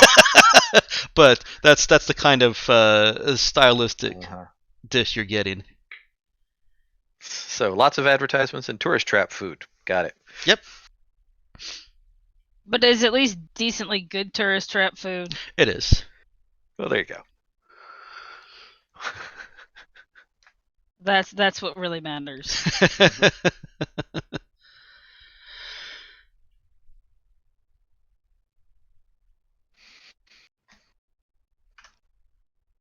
Yeah, no. Dude eats, and then we'll try and find the archive once that's done. Mm-hmm. Get into any trouble. What is Hugo doing? I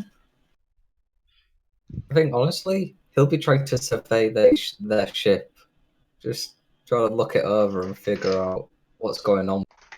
Okay. He'll have a very difficult time of that from the airlock. Maybe he can look at the outside, but Yeah, well, he's trying to see if it's anything like the ones he's used to in the system, or is he? I'm sorry. Is he trying to see inside their ship or just look at the outside of it? I'm looking at the outside, trying to see how it compares to ships he's flown before, and if it compares to any, like, the mandates or other people. So yeah, he actually does have a real good view. In line with Space Dogs Corporation's emphasis on travel and gear suited for it, there is basically a single huge long corridor with transparent paneling on the outside so that you can see. And there are sitting areas in that corridor as well as shopping and the other stuff too. So yeah, that's how he has he's able to get an easy, clear view of 75% of the docks at this station. So yeah, he can see all sides of the outside of the ship, except for the back. That's the only place he's got difficulty. And looking at it, it is a very unusual ship. You can't look at our ship's butt. You can't. Yes, you can't check out the ship's butt. No Zephyr butt. It is an unusual ship. It looks both kind of old styled and advanced slash modernized at the same time.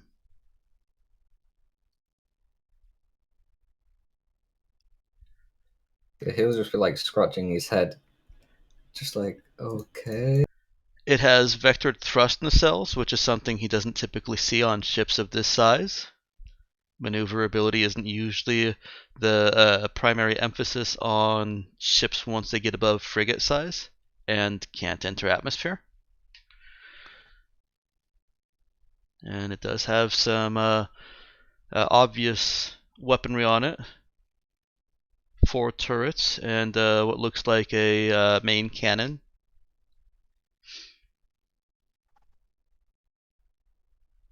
After seeing this, he gets an idea in his head and he's gonna try and sit down with the people once. Okay. You want to go ahead and roll me a int pilot or pilot int? Okay. Nope. 7. Okay. When does he want to try and sit down with them? While they're still eating, or is he gonna wait until some of them split off? He's gonna wait until after they've done eating and then try and sit down with some of them.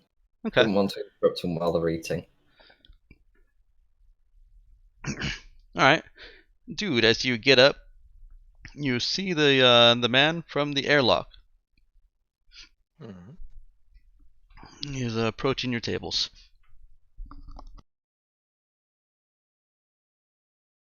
Couldn't help but notice got quite a bit of weaponry on that craft of yours. You mercenaries or something?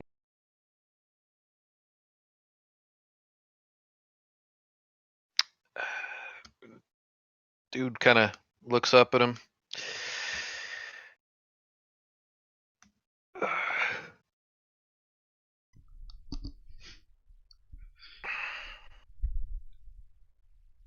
You know, What? for somebody who's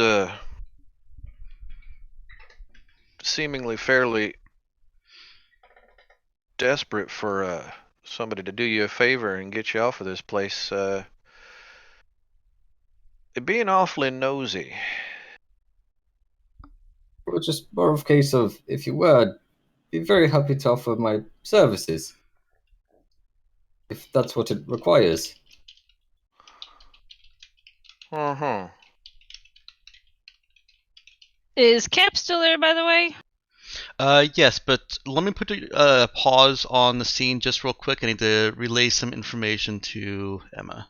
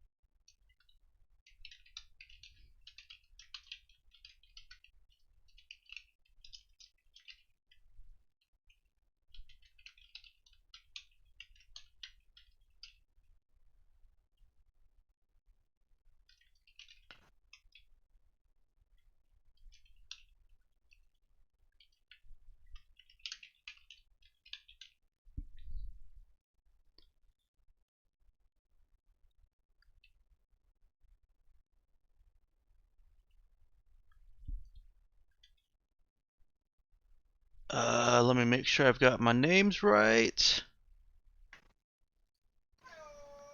That's not right.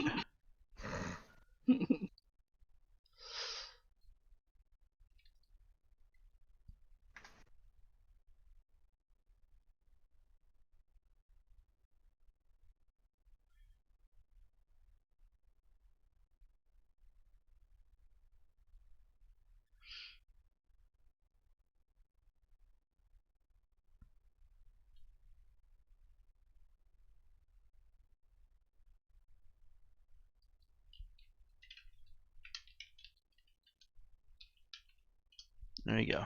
All right. So Emma, at your discretion.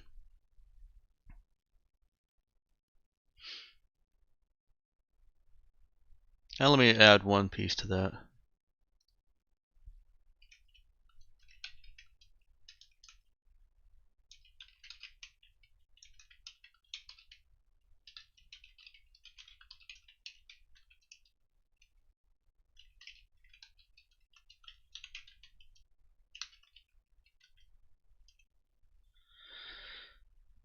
Okay. Yeah, I just added a little bit to that. Okay.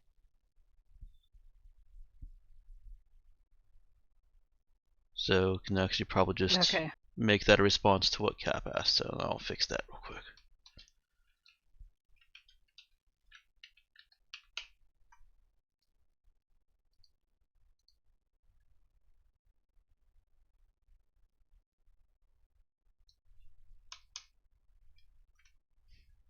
There we go.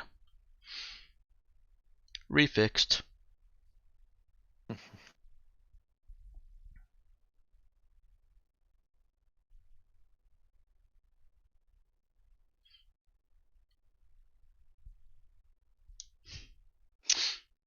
Cap gets up from the table. She answers a beep on her comm, like on the text, Compad. and types a couple of things, and gets up. She's like, "All right, everybody, we're getting out of here. Back to the ship now."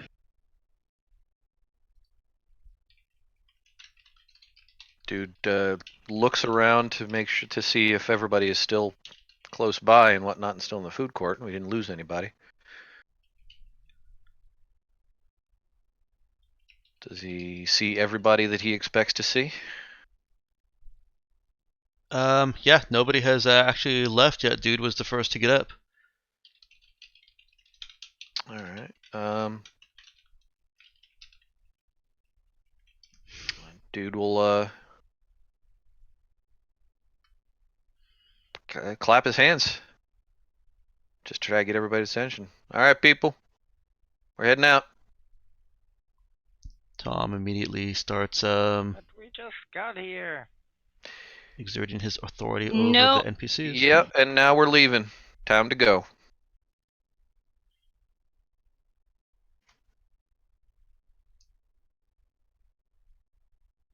That complimentary survival kit better be fantastic. If it's even had time to be delivered.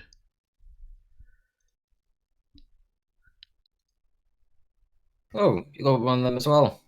I think everyone gets one. After 15 minutes of watching ends, she looks at Hugo. If you have stuff you need to get it now and meet us in the airlock at 5 minutes. So am I paying or am I hired? Depends on what you do. Sounds like that's a discussion to make while you're on the ship. Well, Hugo will just begin walking back to where he was seated and pick up his pack and shove it on his shoulder alongside his little survival.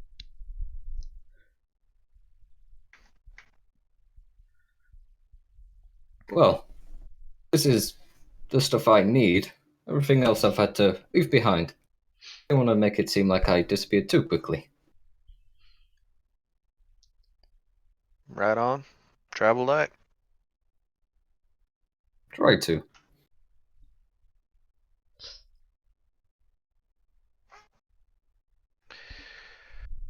All right. So, think what we to got say, everybody. your ship's... Hmm? What to Sorry. say, your ship looks pretty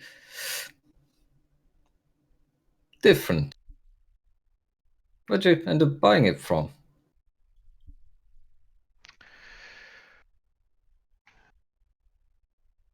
She's pretty unique. I'll grant you that. I think that's For now, I'd say keep your questions about the ship to a minimum until we get the hell off of here. Oh, okay.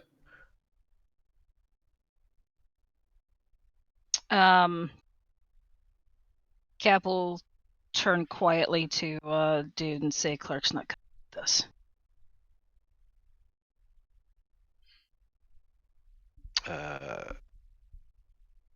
We'll talk about it later. Dude looks around and is Clark not in the immediate area anymore? Nope.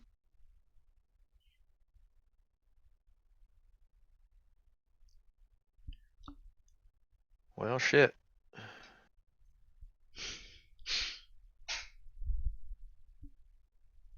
Alright, well.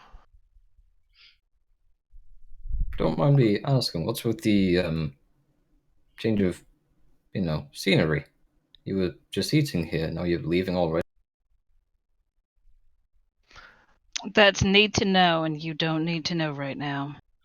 Hugo feels a little tug on his pants about mid-thigh.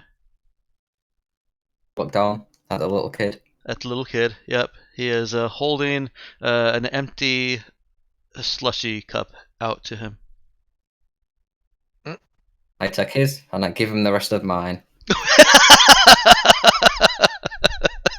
And I gotta fill that one up before leaving.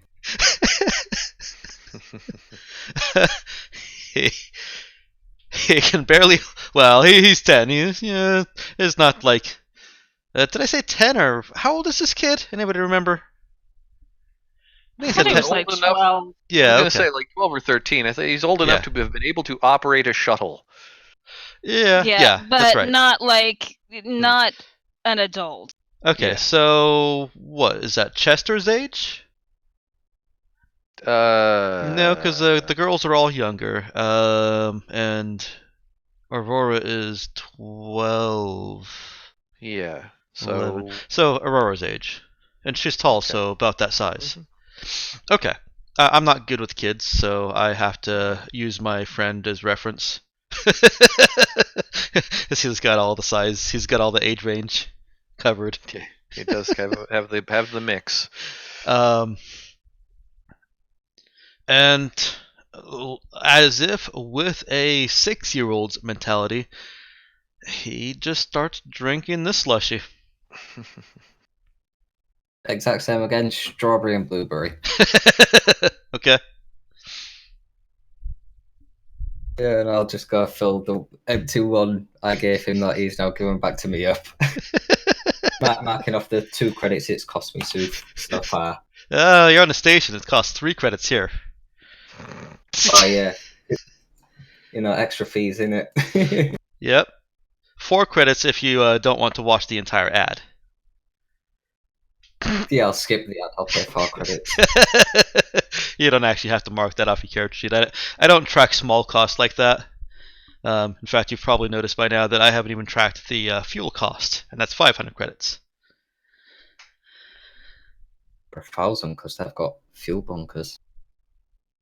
They only need to fill up one of them. Because they were full, and then, jumped here and now have one empty. Yeah, I'm just gonna then go back to the kid. You liking it? You get a nod. Just give him a thumbs up. It's the best flavor combination.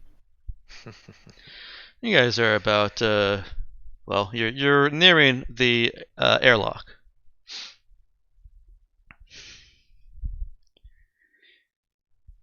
Keep going onto the ship. As you get to within about 5 meters of the airlock door, it opens, but a holoscreen bars your way. Is where the door was, and it's that same pleasantly appearance and attired female, and she says that. We're sorry to see you leave so soon. Local regulations require that all ships leaving within within 2 hours of arrival must be monitored and flagged with a galactic mandate. Or reported to a galactic mandate. We hope this won't inconvenience you. Your dedocking authorization codes await.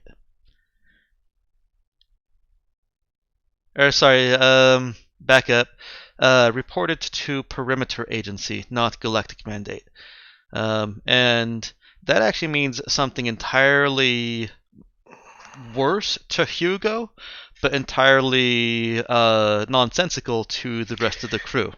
I was going to say, yeah, that's say you will be reported to the Dog Catchers Authority. What? Why?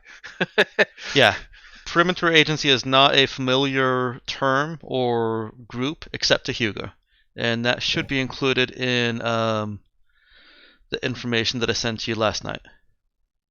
Sounds like,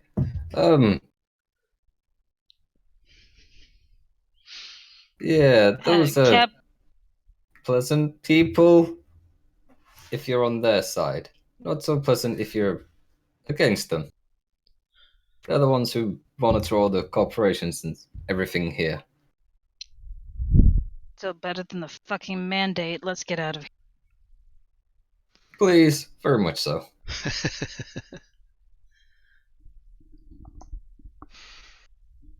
Alright. Dude stays at the edge of the airlock to sort of make sure everybody gets in. And there is a survival kit there.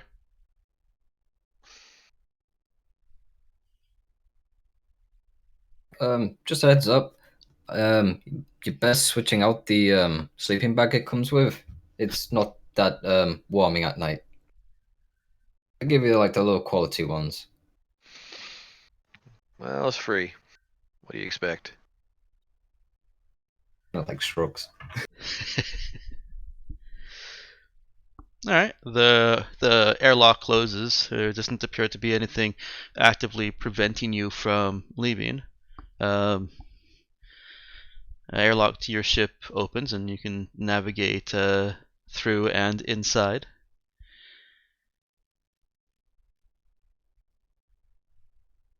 And once at appropriate stations, well, it would be Cap piloting, but Yep.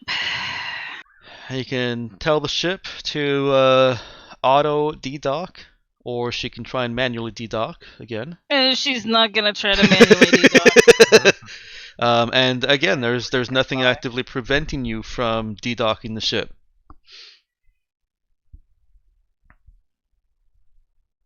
Oh, fancy setup. So people don't just come here, refuel, get something to eat, and leave. Well, normally, it's like in the contract I had for deliveries, I had to spend a minimum of 4 hours here for a break. Part of some intercorporation, working together kind of stuff. So yeah, it's normally 4 hours you have to stay here. Or 2 hours if you're an outsider, I think. It's ridiculous. Yeah. Blame unions for that one. Originally it was going to be 6 hours. Cat mutters something nasty about bureaucracies.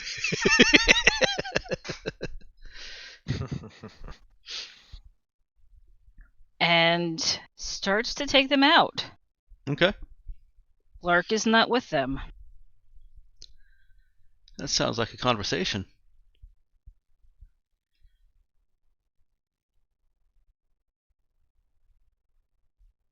Yeah, during all this, I think Hugo will just be teching everything in.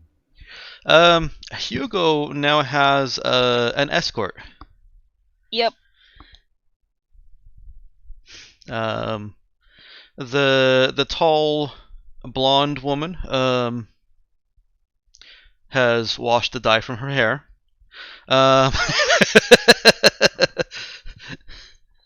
It was amusing, but she simply did not like how she looked like that. She actually pushed on ahead after being let into the ship, and you see the same woman come back, but armed and wearing a helmet, and she nods to Cap and stands by Hugo. Just give him the room we put Duran in when he was with us. Yes, Cap. How much is this costing me? We'll talk about it later. We need to leave. Hugo just nods and then follows this lady. Okay.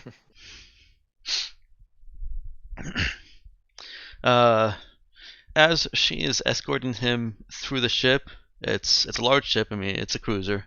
And on the inside is similar to his observation of the outside. It's unlike anything that he had seen. It's a combination of Spartan military affect, and some kind of futuristic design. It comes across mostly as a military vessel to him, with military design considerations that perhaps has been painted over to look less like a straight-up warship and more like a hey, merchant we're vessel. totally friendly. Yeah. It even has spacious quarters, which Eileen is taking Hugo to, which you don't see on proper military ships, proper warships. Cramped quarters, bunk beds. Yeah, you might have captain's quarters, but even the captain's quarters would be probably about the size of this.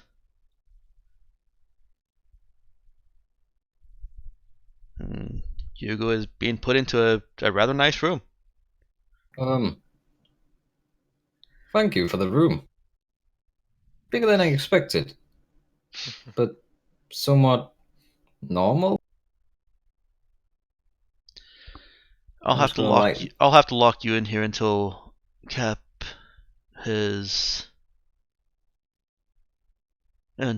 gives other orders. Make yourself comfortable. What would you like me to do with these? And I'll reach inside my survival kit and pull out a laser pistol. You want this? Figure to be up front. I'll take Did that. it come with the free one? It didn't come with the free one, no. Okay. It's my still away. Yeah, I'll happily hand the laser pistol over. Okay. She very proficiently unloads it and packages it up and leaves the room. Yeah, I'm gonna go over to where normally there's a TV or something. I'm gonna tap around the wall, seeing if I can make one appear. You certainly can. There's a variety of entertainment available, though it's mostly nothing you've seen. And it looks there's no 3D to any of it. There's no additional sensory experience to any of it. It's really old. they found an archive of old Earth entertainment. I was gonna be cycling through, just no. Oh, that looks interesting. No. Pass. Ooh, Friends. Ooh, I'll watch this one. I was thinking Friends, God. and then I was wondering, No. would Colleen have even allowed that to remain in existence? Cap wouldn't have. Would totally be into it. I was gonna say, I feel like Colleen. I was worried about that. Sorry, Emma. Friends is totally on there. Oh God, why? chances are any talk of Ross and Rachel is probably banned on the bridge by now. Yes. I don't frequently share traits between myself and my characters, but Cap would absolutely hate friends. She would. As much or more than I do. Yeah, that sounds reasonable. And there's some older stuff that goes back to all the way back to Abbott and Stella. So they just have our Plex server. We better not have friends on that. No, we don't. Okay. Otherwise, we're not friends. But we do have Netflix, and Netflix has friends. Oh Jesus. I know. They paid $100 million for it. Mario. What's your name again? Oh, Ben. Ben, go ahead and emo into the in-game channel. Roll 20 with the roll templates and just standard roll 20. The rolls are so huge that any kind of RP that goes there gets so lost. Mm-hmm. And Matt, I had technically have to chide you. In-game is not where you put BRB bio.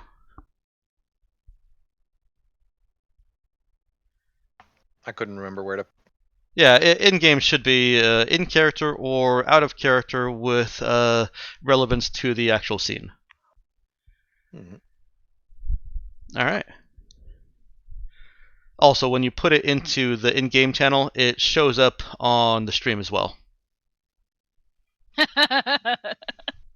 So, Hugo is having a period on the stream. Or is I it changed my nickname, making sure it come up properly. Oh, yes. I see that. Okay. All right. Hugo is. We're gonna go back to Cap and friends. Couldn't resist. Hugo is being escorted by Eileen to his quarters, and the NPC crew get back to their stations, whatever those may be. And that leaves just the three of you. Nemo goes to monitor broadcasts. Good to do that.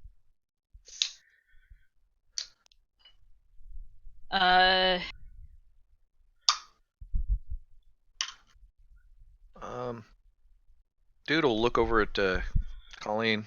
Hey, kid. I didn't get a chance to see. The hell is perimeter authority? Is that what they said? I have no idea. We can probably find out also. Well, What's going on? That was kind of why I looked at you. What the hell is perimeter authority, and why are we worried about them? We're not worried about them right now. We're worried about the Galactic Mandate, who are on their way. That would certainly explain the hasty beat retreat. Clark take a dislike to us, or what's happening there? He's an undercover Galactic Mandate officer.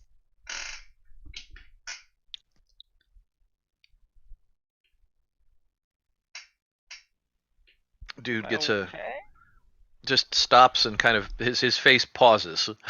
the expression that was on his face doesn't leave his face. Just kind of nothing happens there.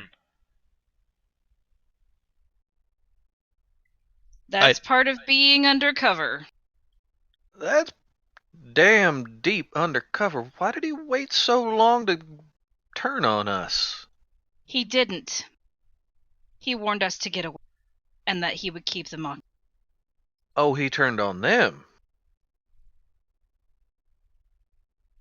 Okay, cooler. Still not cool. So he's an undercover agent? I think that's called double agent. No, wait, triple agent. What I said, undercover. So undercover agent. Stop. Sorry, Cap. Just Still processing. Yeah. His name is Griffin Cage. He was undercover as Calvin Rick. Or Clark, as we now know him. And he gave me the warning to get. Well, I appreciate that. Does that mean he didn't have amnesia? I don't know. That or he remembered. Hmm.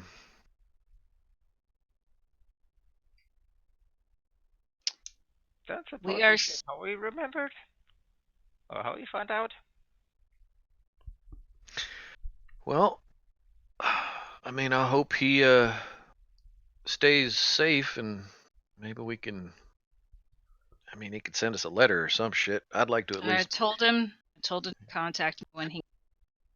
As far as I'm concerned, he's still a member of his crew. Well, yeah. I mean, He gave us a chance to get out of there. If he were actually still being not our Clark, mm-hmm. he wouldn't have done that. He would have let him. He would. Hell, he would have helped him back when the Derringer had us. Yeah, that's what threw me for a minute there. Well, shit. We've got to get out of here. Yeah. If nothing else, I can't get us that far. Clark knew how to fly this thing. Yeah. I'm going to be no help there. Did they at least get our fuel topped off? Or did we even interrupt that? Nope. They got you filled up. All right. I was going to say, dude would have checked his quick little engineering panel. All right, well, we're topped off at least.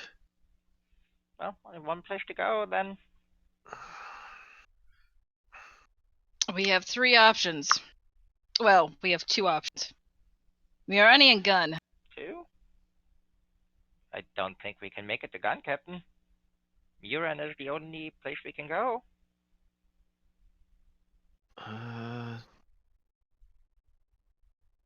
Mike said we can get to Gun. You would make 2 jumps. It would be bounce. Mhm. So. Oh, did we get any new rudders? Not from here. It updated the rudders to March, Corafali, and Muron. Mm-hmm. And updated the rudder to Gun also. But no new Nothing new, no. systems. That's kind of surprising.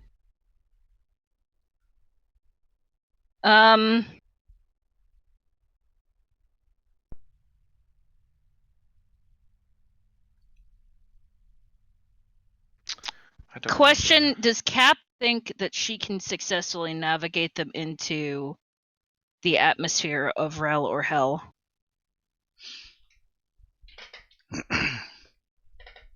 Excuse me. So,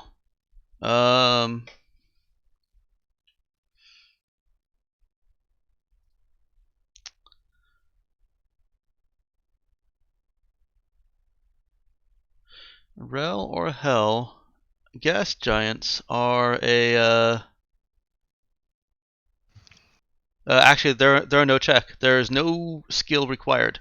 Hiding in gas giants is normally restricted to fighter and frigate hull classes, because cruisers and up can't enter atmosphere. Huh. Your ship can. Oh yeah, there's my I did write in a fix for the Kenagiris situation. Yeah, once you enter the atmosphere like that, well, okay, I didn't. Gas giants are special because of their atmosphere. But once you have entered the atmosphere of a gas giant that is sufficiently thick to hide you, there is no check. It just requires atmospheric configuration fitting, which also not all fighters and frigates have. Right. So Do we have that? Yep, that's how you Yeah. land on planets. And so we wouldn't even have to fiddle with like emission dampers and all that kind of stuff in concert. It would just be we get into the atmosphere, we hide. It would be traveling to a new region of space, so you don't know what's in that region of space right now. If you're concerned that there might be something in that region that would want to say hi, then you could use your emissions dampers for that. But then you'd be moving a little bit slower. I'm assuming that the hiding in a gas giant would work like hiding in a closet in a horror movie in which you are hidden from the thing, but you can't see back out to know if it's left yet. That is correct. Yeah. Hidden ship sensors cannot penetrate beyond the thick atmosphere cover, shielding it from detection in turn. So we could hide from the mandate, we just wouldn't know if they left in order to be safe to come back out. There are also moons. You can use the moons for hiding. And those are a pilot skill check. If we hid in a gas giant, would the Lattice shuttle be able to get back out of the atmosphere? Yeah. So we hide. If we did that, we hide. We get the ship in, and then the shuttle pokes its head out every now and then. They still here? Comes back in. Let me make sure it has Sensors. Oh no, it does. If at the worst, it would have a system drive. Yeah, it has a system drive, so it can't spike drill, but it can still fly between planets and any regions of space. It can fly anywhere in this system. So yeah, it can escape atmosphere and take a peek out. That's one thing to do if we don't want to leave the system and wait.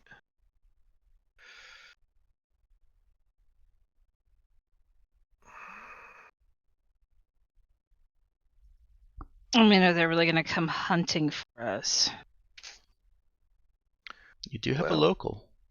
Did his message say they were coming specifically for us, or that they were just coming?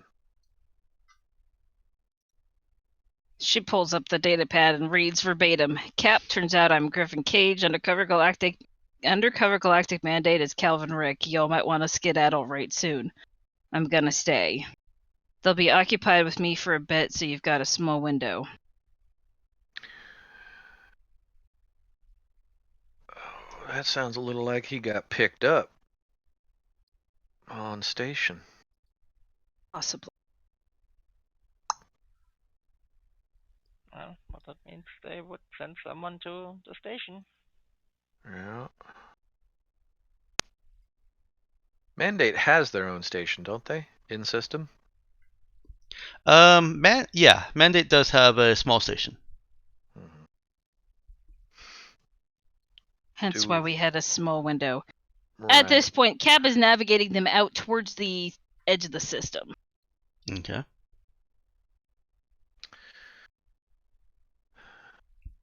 And the only way dude can think that to get our ship's spike drive back up to 2 would be getting that upgrade mod back up and running.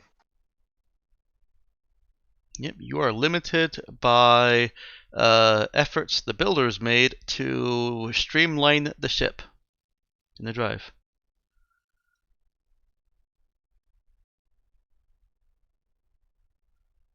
I didn't pilot.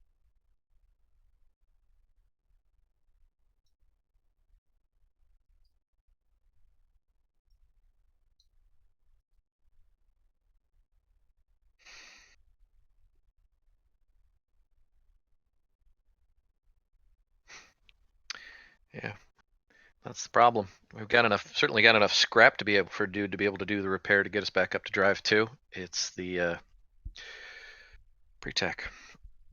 Yep.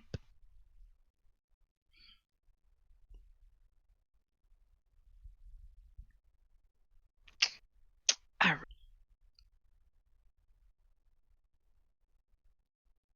Colleen, while you're at it, can you pull up everything you can find on Griffin Cage?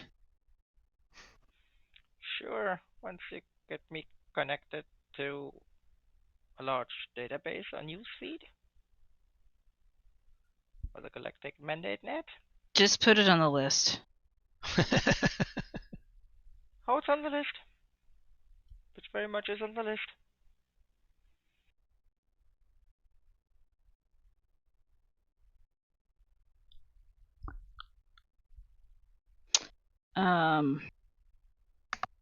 So yeah, Cab is navigating him out towards the edge of the system. Okay. Well, with Spike Drive 1, that is going to take 48 hours. How close is that moon or the? It actually is the same distance. It's close to the edge of the system, probably. The mechanics of travel are simply: are you going to a completely different region in this system or not? If yes, 48 hours. If it's just a different point of interest in the same region that you're in, it's 6 hours, divided by Spike Drive. So those moons would be a different region. Or the gas giant, sorry, would be a different region. Now, going to any one of the moons, if you're to go to Sul, which has the most moons, then going from any one of those moons around Sul to another would be a flat 6 hours. Going from Sul to a moon would be 6 hours. It's, once again, for the sake of convenience, so that I'm not trying to map solar orbits, just abstracted to, yeah, it's 6 hours. Or 48 if it's a different region of that space system. Okay.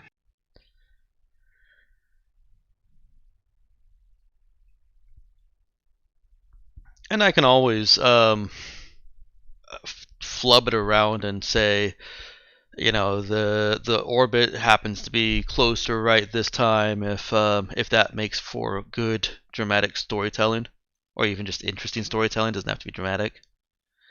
What is it you guys are wanting to do? Do you want to take a quick 10-minute out of character to discuss?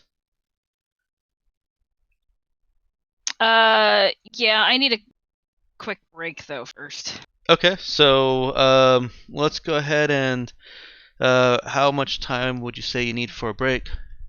5 minutes. 5 minutes. Everyone else okay with a quick 5-minute break? Sure. Alright. Okay. All right, thank you. Yep. Back at about 10:40.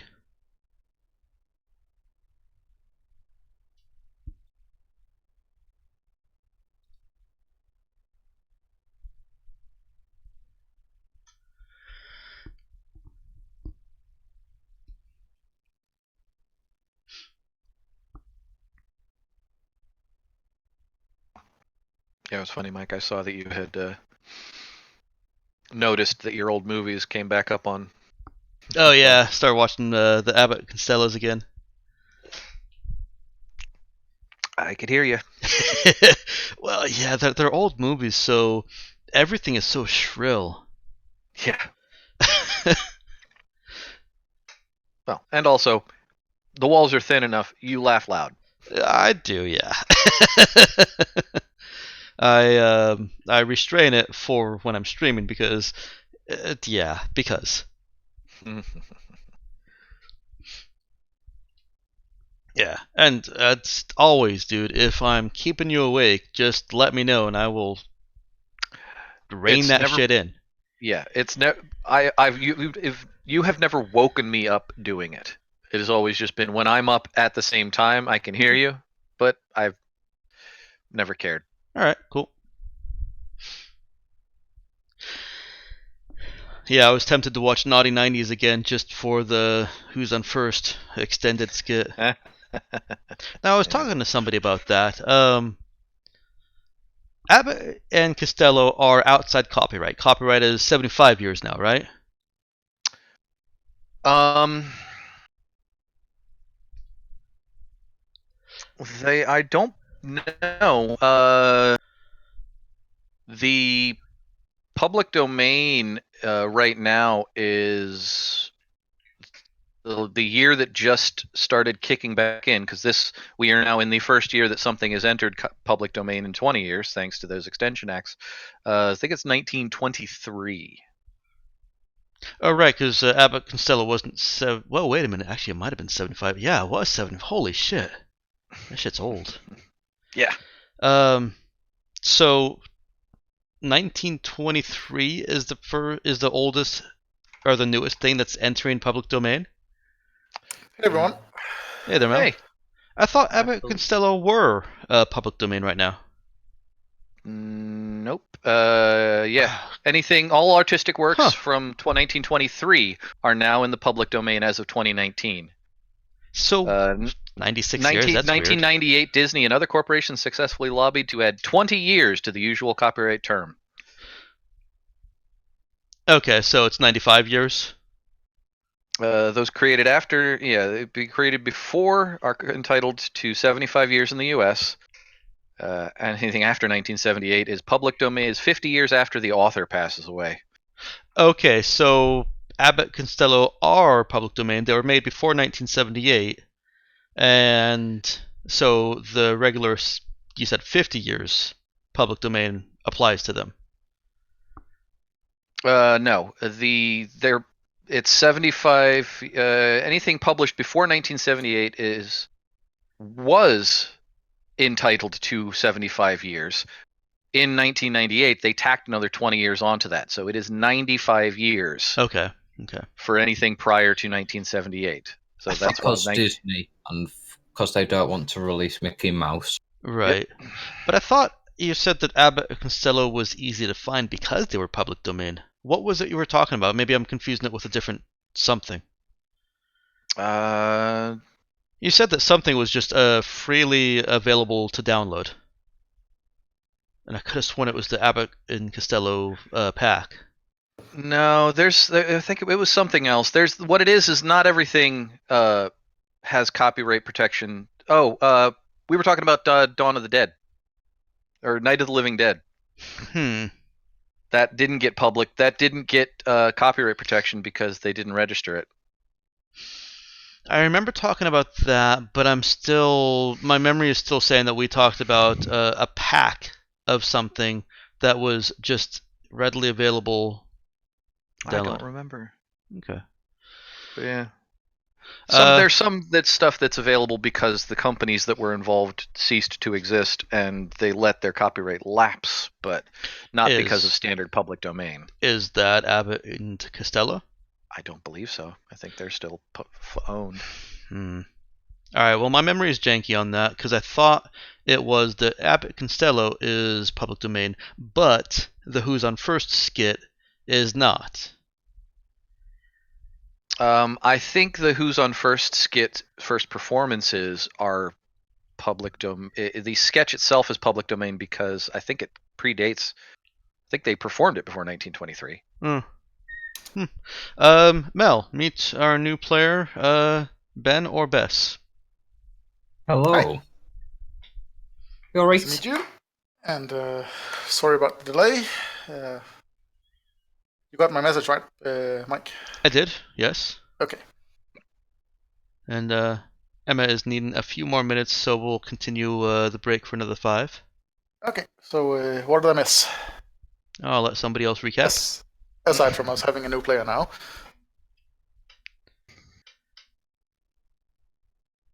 Don't all jump in at once. I think a lot of people are... I know Emma's AFK. I'm not sure about Nick.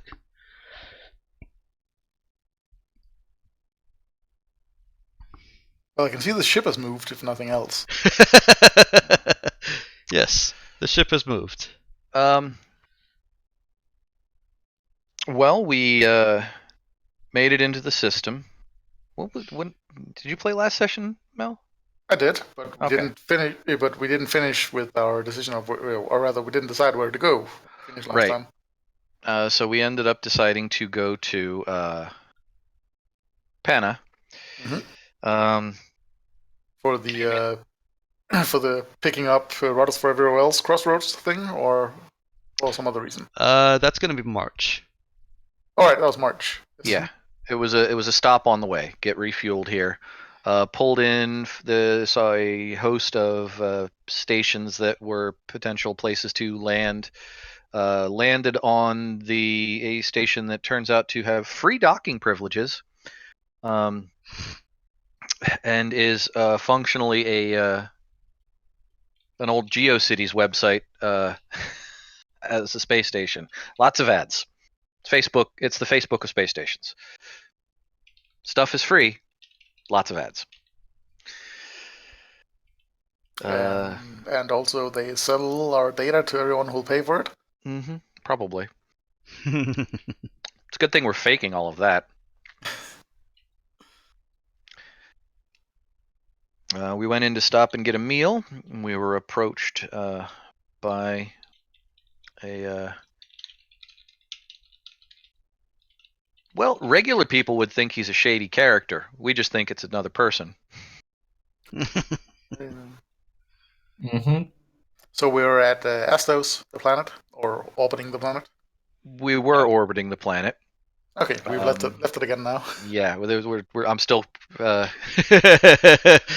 there's We were a approached little bit by a happened. person. Yeah. Okay. He asked. Do we need to add Pana to the list of places we're not allowed to go anymore? Yes. Not yet. Well, we don't know. But yeah, we picked up the local criminal element, it seems. He all of wanted. all of them. It's a big ship. Come on, we can fit them all. No, he is a local who needs to get off system and was waiting for anybody that looked like a likely, hey, these aren't locals as well. Maybe you can get me out of the system. He's apparently in some minor trouble of his own. At least to us, it's minor trouble. To him, it's probably super important. To us, it's like, oh, that's cute. You're wanted locally. Unlike us, who got the death mark in 12 systems. Quillian for tax evasion. We went and sat and had a meal, and then Cap got a note, and Cap said, "We gotta go." So rather than quiz her on it immediately, we packed everybody up and trucked Hugo along as you want to leave? All right, well, come on. We'll figure out whether or not we're charging you or not later. But we were minus Clark. And once we got back onto the ship and onto the bridge, I'm sure Nemo was there for the conversation where Cap says Wait, did we lose Clark? Clark apparently has been discovered as a double agent of the Galactic Mandate. Oh. And he sent a note to Cap saying, turns out I am name double agent for the Galactic Mandate. He says that he has given us a quick warning that we need to get the heck out, and he is going to keep them occupied while he can. Good luck. So we're doing Total Recall now, Mike. I have no idea what you're talking about. What's Total Recall? Can't recall what Total Recall is. I actually, yes, I honestly can't remember Total Recall all that well. Really? Neither? Well, the remake you shouldn't remember at all because it was god awful. But the original is a goddamn classic. Mike has gaps in old movie. Yeah. It's not that old. There are a lot of movies to watch now. There weren't so many then. I'm back. But back then, I didn't watch movies quite as much as I do now. So my older movie references are, there are definitely gaps, but I would say that I watch a lot more movies overall than a lot of people. Not necessarily among you guys, but among, just in kind of gauging from conversations with people at work, they watch a fraction of what I watch. But it's when I sit down to watch a movie, it's selecting from all of the movies available to me, and I tend to gravitate more towards the more current movies because they touch on themes and topics, themes that I'm more interested in generally. Well, if you do drift by Total Recall, then don't grab the newer one because that one is shite. Okay. Get the one with Arnold Schwarzenegger. I Yes. have seen it. It's just been a very long time. The one from 1990, but it has as a central part of the plot the double agent that doesn't know he's a double agent. Well, that's been done by Jackie Chan too.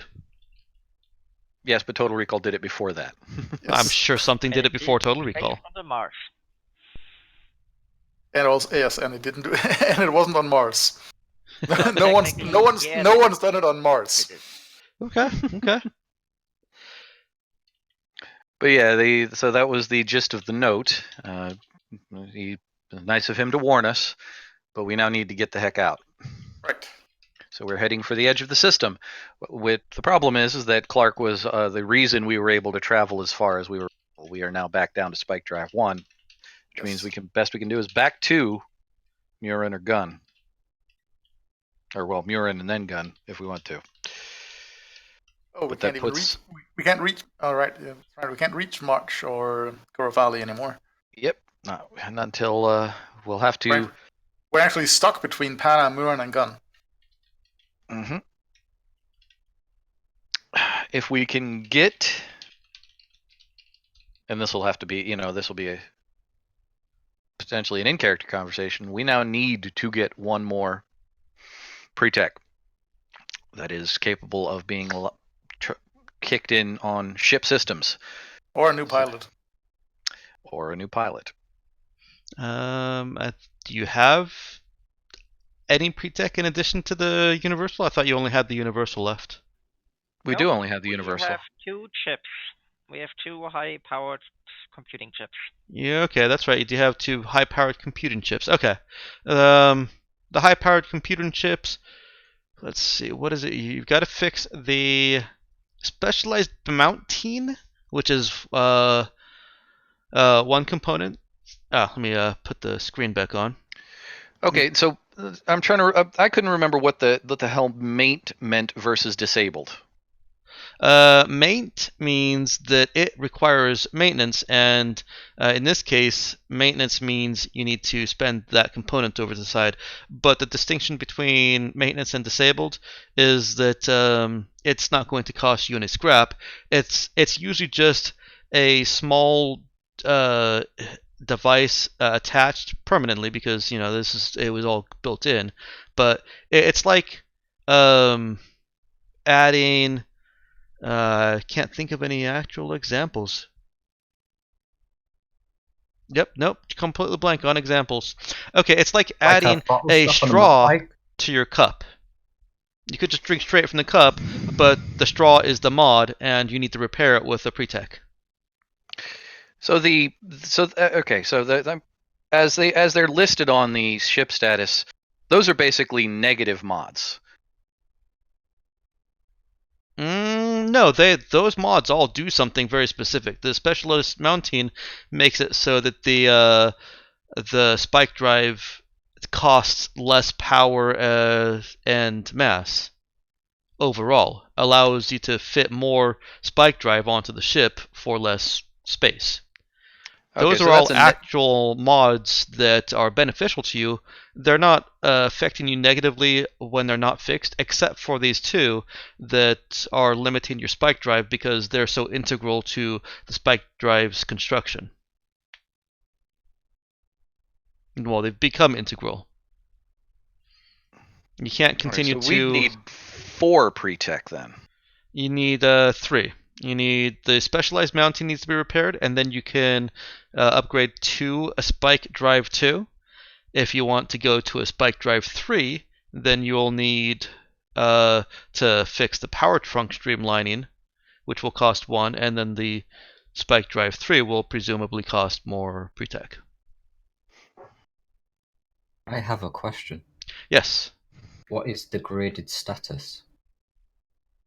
What is the what status? Degraded status. It's a fitting, and it's consuming 3 power and 4 mass. Oh, yes. That is.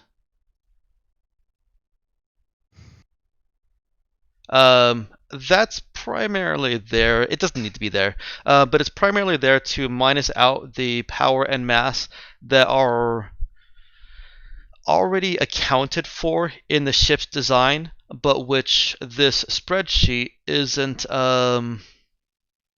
including because I've only got it set at a drive 2 right now. So, for example, that degraded status might account for the power and mass, the additional power and mass that will be required to upgrade to a drive 3, 4, 5, or 6. And I'm doing it that way because this ship already has a spike drive that is way higher than drive 1. It's not something that you would normally go into a ship and to upgrade it. This ship already has it. You're just every time you upgrade your ship drive, you're not adding more to it or replacing it with a better drive. You are increasing the amount of power that it can safely consume and flow. And that's also why the specialized mounting has to be fixed and the power trunk streamlighting have to be fixed. Because they're part of what lets this drive do the things that it does at the absolute highest level, and having them broken right now is restricting how much power can flow through to the drive.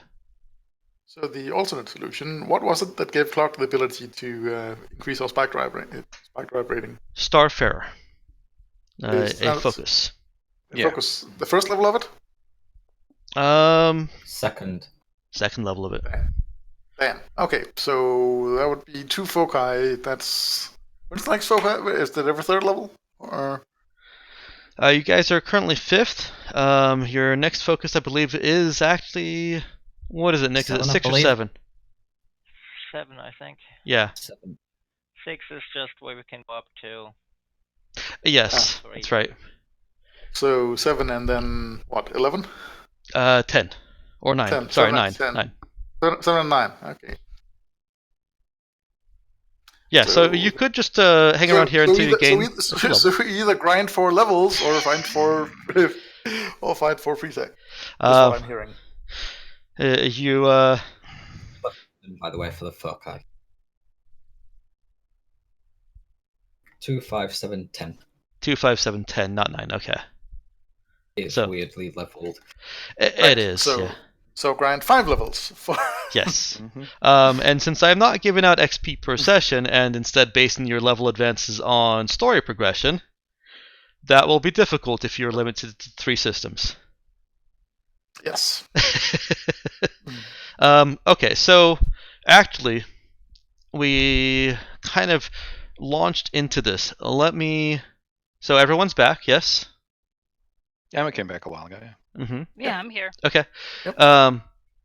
Why don't I set a timer? I'll give you guys, you want 10, 15 minutes? What do you want for some out-of-character conversation? Do you need any time for out-of-character? Does it need to be out of character? What are we conversing about? Yeah, it's well, I'm suggesting out-of-character because that gives Ben a voice to contribute. If you want to skip the out of character and just have a bridge meeting,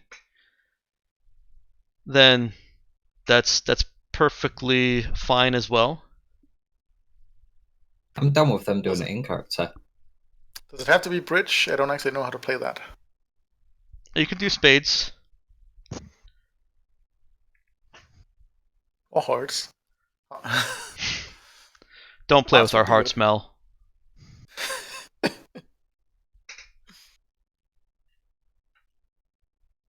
I can't help it if you yourself is a total eclipse. Loaded with solitaire. I was thinking the exact same song, Mel! Except I like the remake version. See, man. Apparently, I do have some sort of weird hyperacuity regarding you. I think you just known me for too long. You gotta go away. Or that, yes.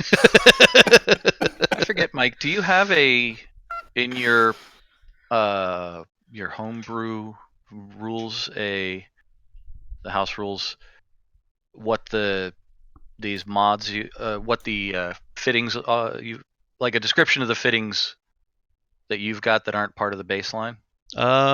All the fittings on here are part of the baseline. Engine optimization. Mhm. Not finding Plus that one in speed. Plus one speed for in system. Sorry, let me take that back. Engine Optimizatino is not a baseline mod. Optimizatino. But there is one called engine optimization. Yes. That exists. I may as well just correct that. You might also maybe want to fix the steam lining. Unless that's sure what that point is. You mean dreamlining, that- because this that's- is a dream. Yeah. That's us slowly shifting from hard science into steampunk. I believe you're looking at the different things. I was looking at fittings, not mods. Yeah. The engine Optimizatino is how it comes across on the character sheet. Are you looking Okay, at and that's just real space. Okay. steam lining? It's probably on the ship status, isn't it, Nick? Yup. Also, I noticed in your house rules, all your gas giants have think atmospheres. Damn it. That's autocorrect failing me. Pretty smart. They're pretty smart gas giants. It's just a giant the brain. think atmospheric. Okay, I'll fix that too. The giant brain, I am winning again. Okay, so do you want out of character conversation, or do you guys just want to have a ship meeting? I'm good without. Yeah, I'm good without. Okay. Sure. Sounds good. Well, like I was saying earlier, the hide in gas giant, poke the shuttle out is a potentially viable option, but that doesn't really get us out of the system.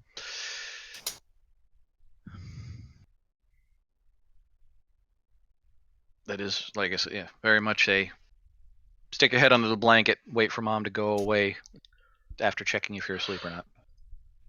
Well, let's jump to Miran and refuel and make a better plan.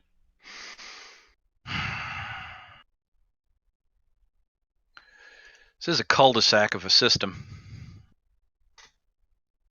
or at least this part of the galaxy.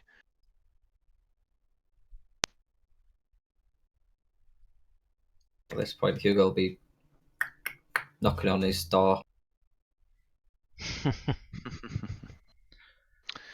Eileen is outside, and she responds by opening the door. Did anyone actually show? Did any mended ship actually show up in the gun system before we jumped out? No, Not that you Remind saw. not me. that we know. Okay. No. Yeah. Just a reminder. Because I didn't think so, but I just wanted to make sure that we didn't actually see any ships showing up there. But we probably still shouldn't head back there right now. Also, we wouldn't have unless we ran directly into them.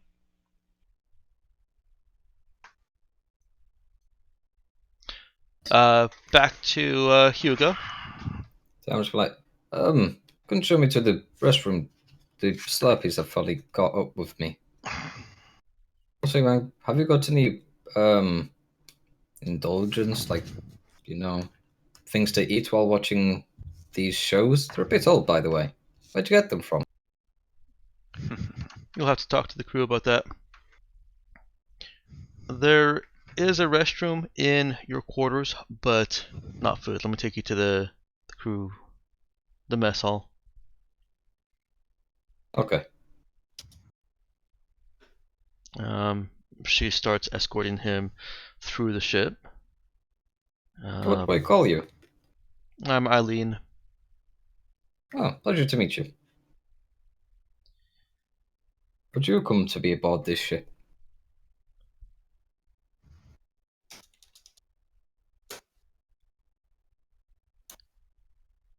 There's no response. Good talk. Good talk.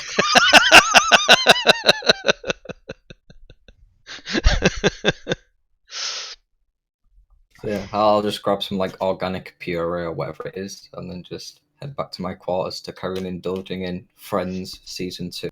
Oh, hang on there. Not Might so be, it fast might be there. spam. Yeah, it might be spam. I have a lot of that. On your way, along the way, you see the boy again, the 10 or 12 or ambiguously aged boy. That's probably a bad description. Ignore that one. Yes, it is. The boy of indifferent age, yes. And he's still carrying that slushy. But when you see him, he's actually kind of jogging up to reach you. Whether depending on how alert Hugo is, and I believe he is fairly alert, he and Eileen probably notice it around the same time, and she glances back.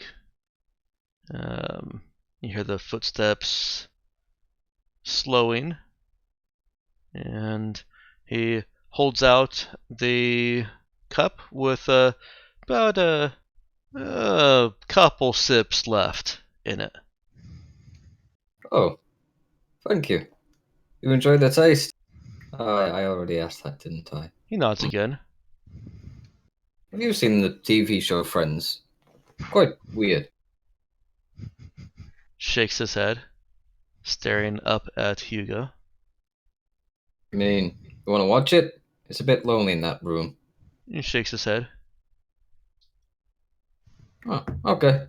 Well, unfortunately, I can't get any more of this. It's one of the specials on Space Dogs, station.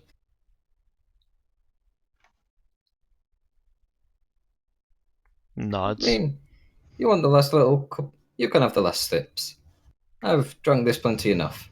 Probably give me diabetes. He shakes his head again. You don't want it? Shakes his head. I'll sip it. And then he says very softly, "Thank you," and starts to walk away. No problem. See you later, guy. The helmet of Eileen is staring at you. Where'd you find that one? Seems like a nice kid. You should speak with the crew about that. Those are the first Right. words I've heard him say since I came on the ship, though. You just need to bribe him. Bribe him with sugar. Always a good choice. Anyway, organic puree. You got any? They have spam. Kind of like shake my Slurpee. I'll make it work. It's not bad with pepper. I'll trust you on that. You're It's anything like the Russians I'm used to. It's quite interesting. She brings you to the crew quarter, not crew quarters, the mess, and shows cabinets. There actually is more of a selection than just spam. If I remember right, you guys have gotten a decent alternate selection. You get that weird crunchy stuff from Mona. Mhm. Actually, that probably tastes a little bit like lobster. Hugo not wanting to take things for granted. He's just going to take the spam. He doesn't want to overstep the boundaries. He'll just take this phone and then. So, back to the quarters then. You can eat here if you prefer. I'll just sit down and start eating my spam and just like very gently sipping on the last of my slab, savoring the taste. All right, I'm gonna switch back over to the cap with crew and conversation. Where are you guys having this conversation? Bridge. Okay, so it is a bridge conversation. Yep.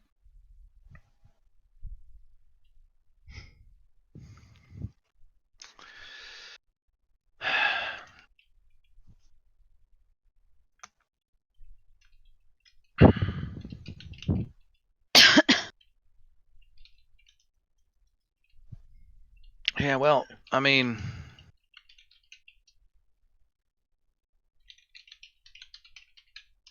the ship's got limits, Cap. And without Clark doing what he does, we are pretty effectively stuck in a little cul-de-sac here.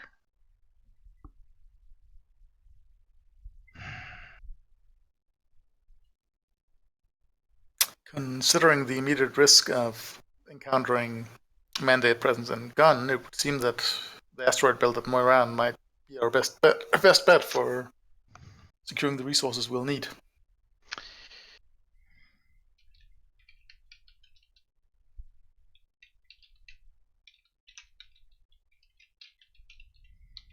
How long Either did we that, spend in Muron? a month, I think. Yeah. And we didn't get any pre-tech out of that, did we?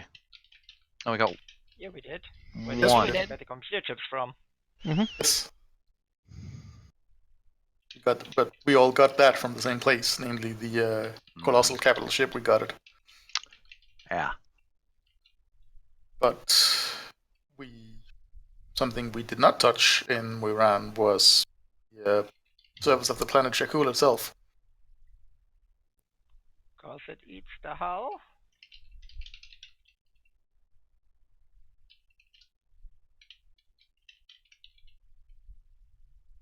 Was it still Yes, active on the planet? Yes. yeah. When we approached the planet, we That's got right. the warnings that we were detecting active substance. But Yep. but And I with didn't further, want. yes, obviously we didn't want to risk that. But with further study, it might be possible to discover exactly what makes the substance inert, and perhaps replicate that effect, which would allow us to reach the surface of Shakul.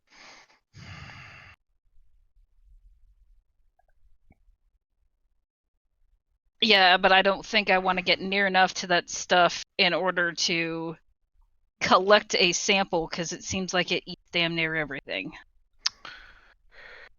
Dude looks over at Colleen. We collected inert samples, did we not? Yeah, and it turns out that stuff goes inert after it eats enough.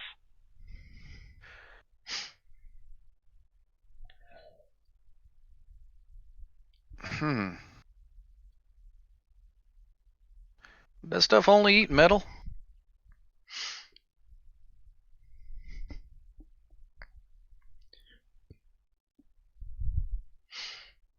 Did it just eat any or inorganic material?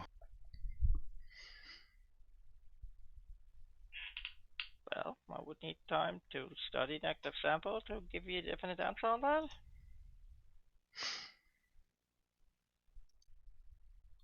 It was hard to tell from the stuff it had eaten, seeing how time had passed.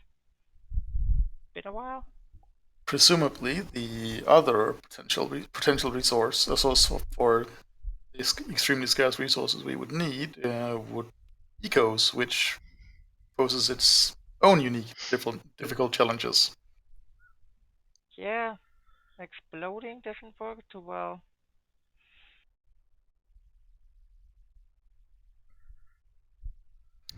However, we are extremely unlikely to find any usable material here in Pana, and Well, we have to get out of here right now.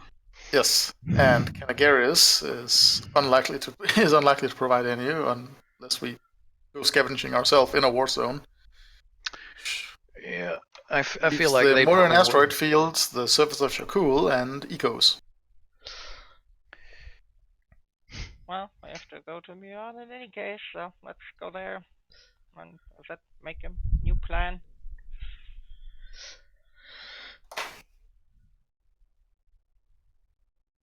Alright, I'm going to pause you guys' conversation there for a minute. If you had any response to that, please try and remember it. Write it if you need to. I know I do often. And I'm going to go over to Hugo.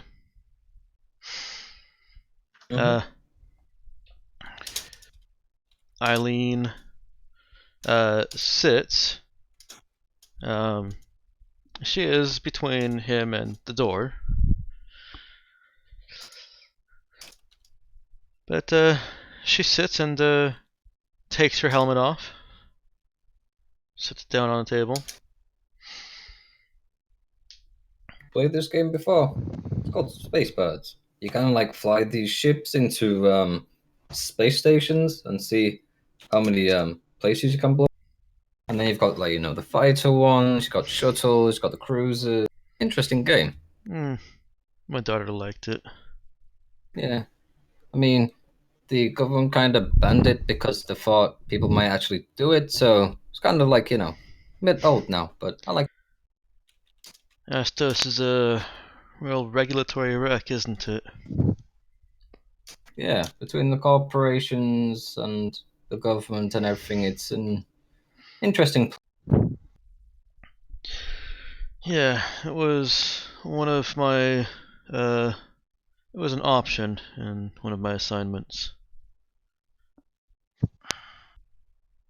Presume you're military of some sort. Of some sort. Do you ever go down there, or didn't bother?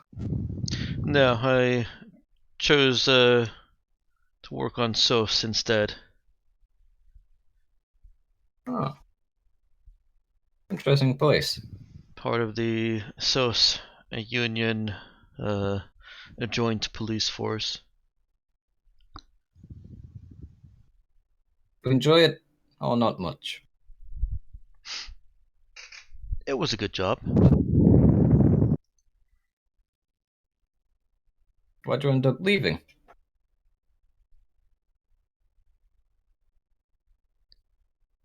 One moment here.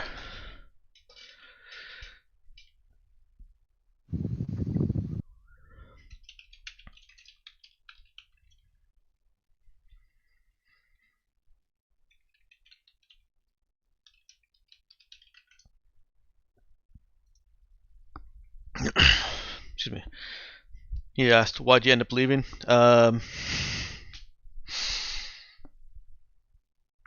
She was a half chuckle. Chose the wrong side. Well, sorry. Chose the right thing.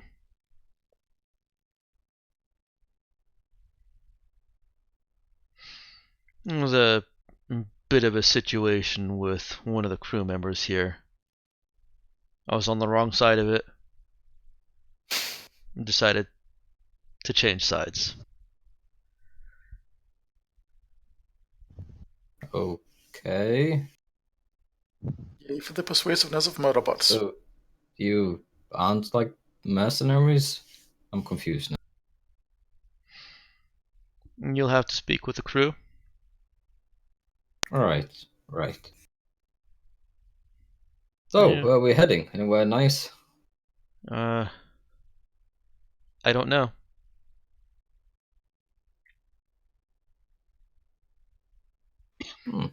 That Hystro is nice, round about this time. Hystro. Yeah. You've been out there? I mean, yeah, shipping medical supplies back and forth. Makes a pretty profit. Though it's a little long at times. I mean, Would. takes at least, 4 days normally for me to get there free? Too long for my pleasure.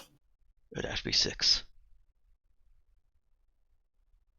I'm that's... commenting on, you know. Oh yeah. No. I take that back as GM. If you already had a Spike Drive 2 ship, you would be correct. I'm trimming the course and all that jazz. Yeah. She looks at him, Winston and I. 4 days. Yeah, think so. Don't know. Depends what this ship's like. Piloted many ships. Oh yeah, I was a courier. Shipping things back and forth was kind of my job. Let's cut a few corners. And not That way I just could on get back to the... Astos. No, got around a bit. I mean, look, you make much more profit going between systems. I mean, if you're staying in system, you're kind of, you know, a rookie in my eyes. Going between systems, that's where the money maker is. That's when you can call yourself a true pilot.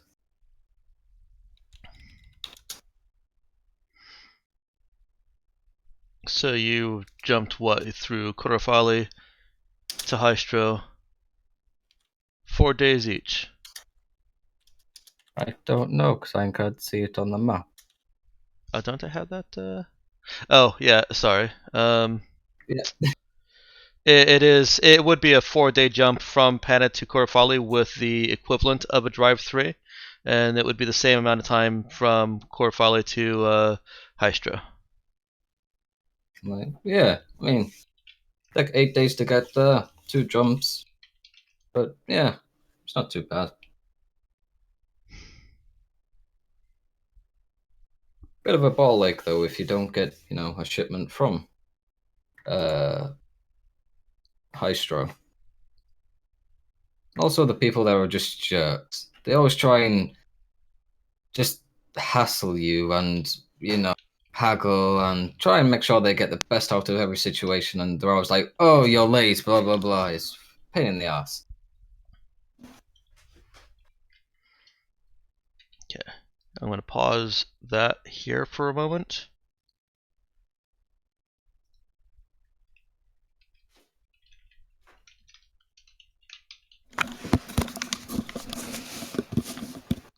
Hello, Nemo.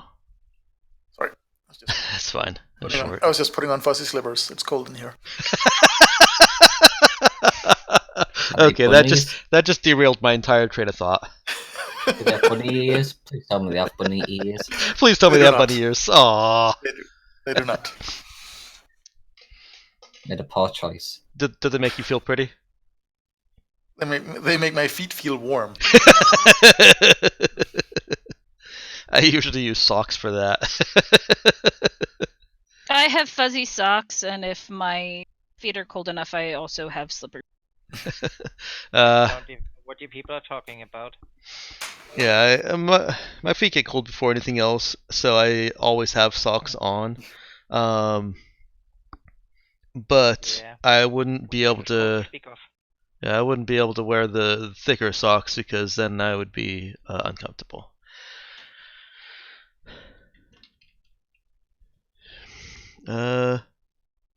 If my feet get cold, I can't sleep. Yeah.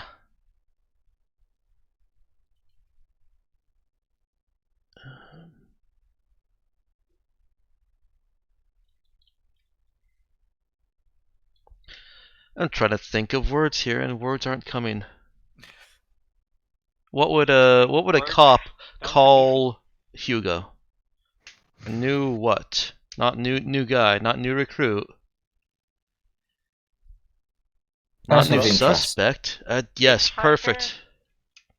What was that, Nick? Hitchhiker. No. That's exactly what he did. He hitched a ride. Person of interest is most likely the one. Yeah, I like that.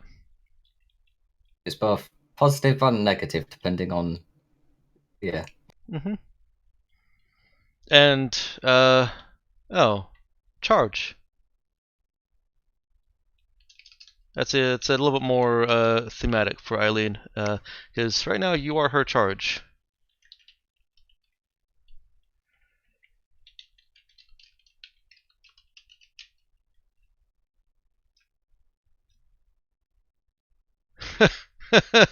Tor.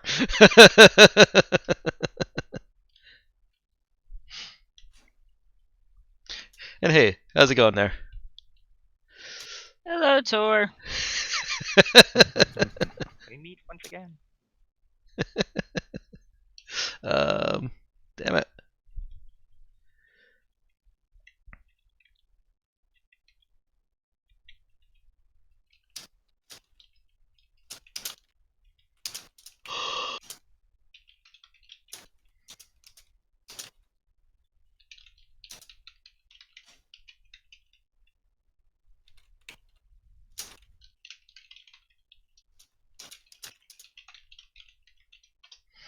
Alright. There it is, finally. It took me way too long to type that. And now we're going to go back to the conversation that Cap and crew are having on the bridge. Cap looks down at her data pad. Types something.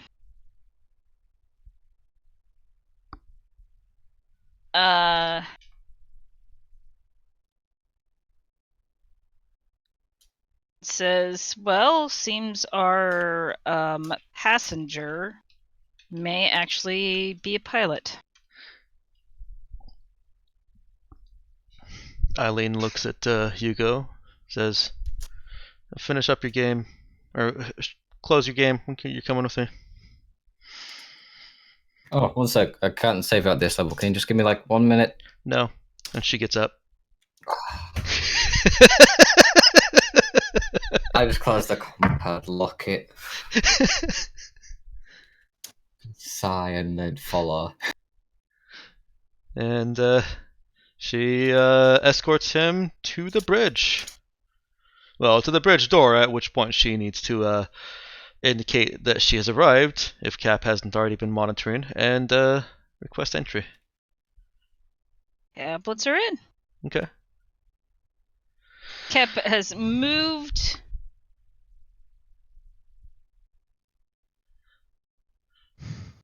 to her chair. I assume she can probably pilot from her chair, can't she? As well as anyone can pilot from any terminal. The pilot's chair itself just has so much more dedicated instrumentation.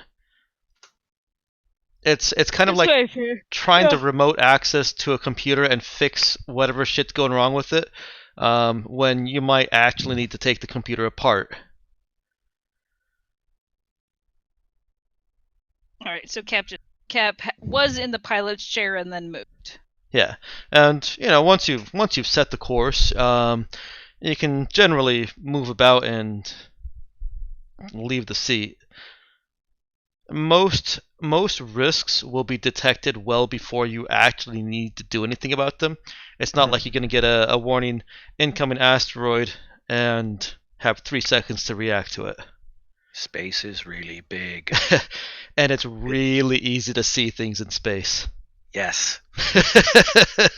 Fender benders should not happen in space. Right. So yeah, once she has gotten the course laid in, and set the ship to fly, it will do the rest.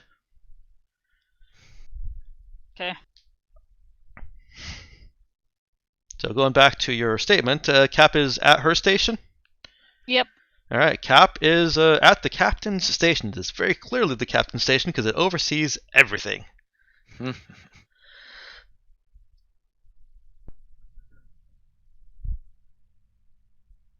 Oh, this place is... Oh. What about jointing this? As I'm just looking around, looking at all the stations and instruments. We like to keep it comfortable up here. I respect it. Good. So, what am I doing up here? You a pilot? Yeah. What kinds of ships you run? Mainly just like freighters.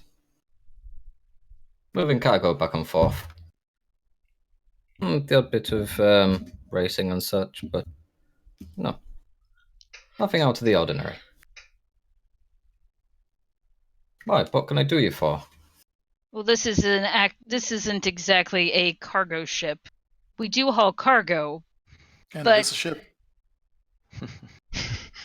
that earns Nemo a look.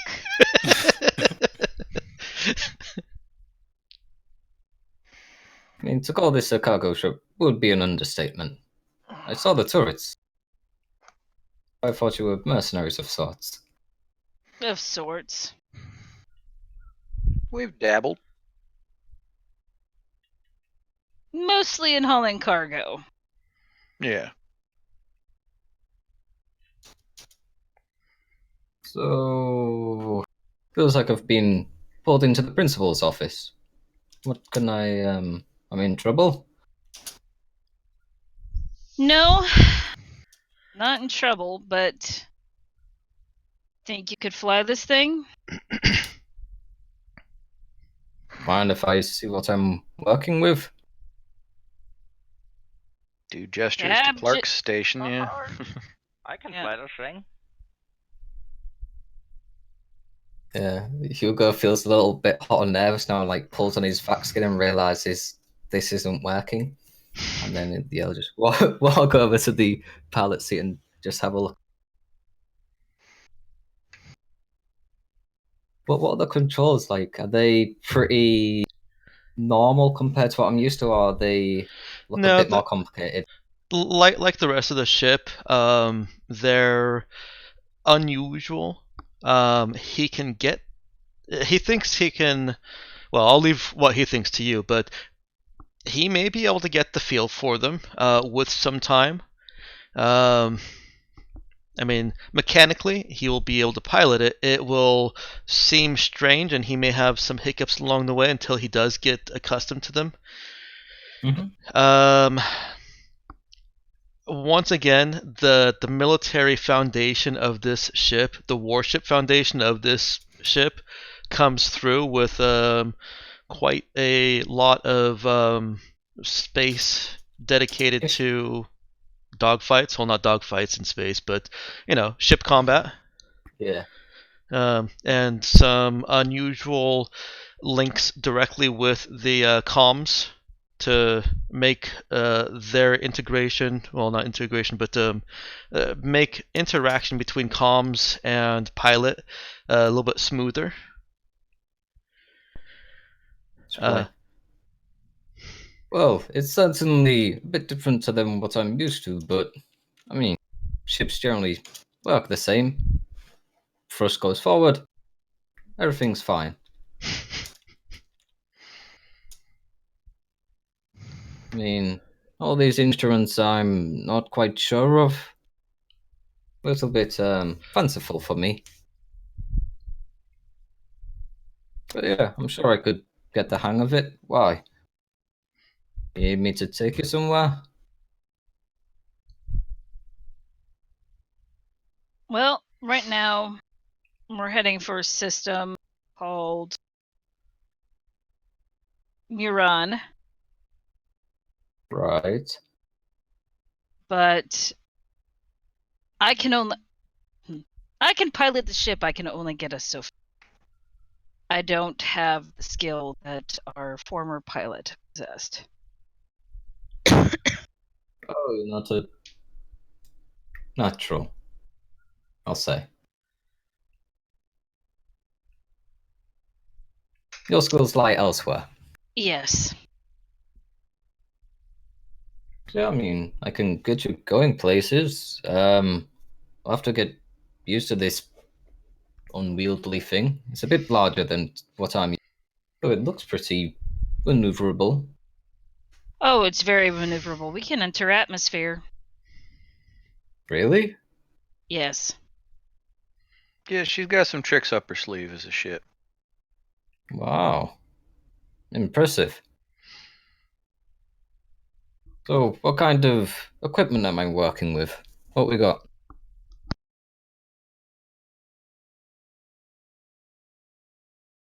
Sorry. What spike well, drive am I working with? it's well, what he can see on the instrumentation is that there's actually a few things that the system is trying to warn the pilot about.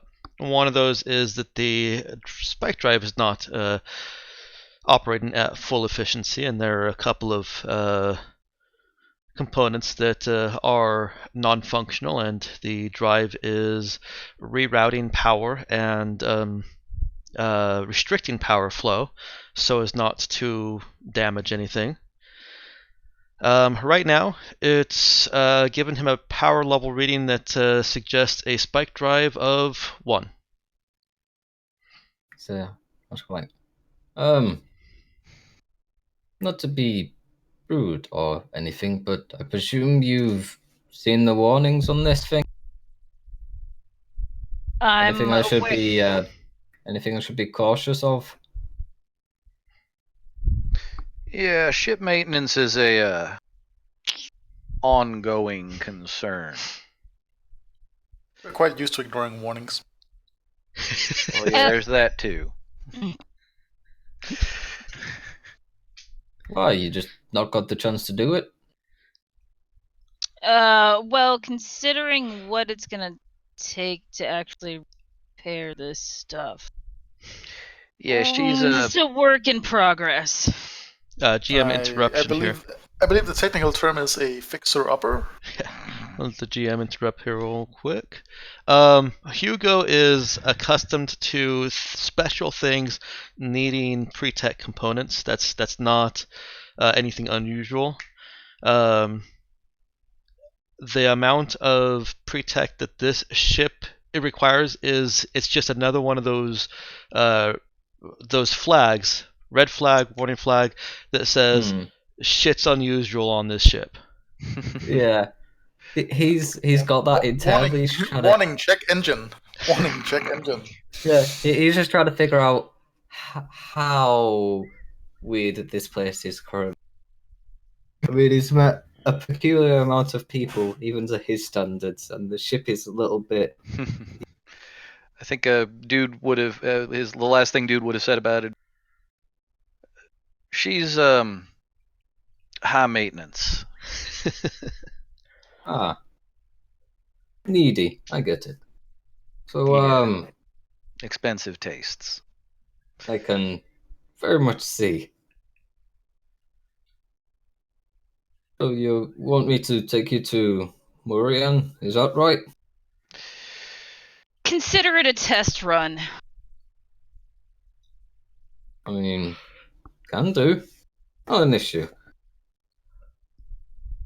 What do you want to get there for?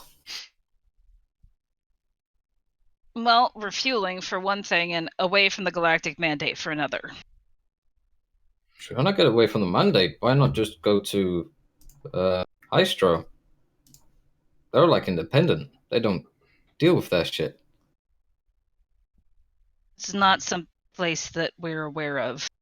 He would probably be able to see the list of the list of accessible planets. That I don't think that's listed on there, is it? Yes, Nope, actually. we don't have a lot of Is it? that. Yeah, I'll just be like scrolling through, just like oh, like just scroll through like 2. It's like oh. Yeah. All the planets or all the systems that you see on this stellar map, they have rudders for. But only the most direct path. So there's no rudder in this ship from Pana to Un, but there is from Pana to Corfali, and then from Corfali to Un. Okay.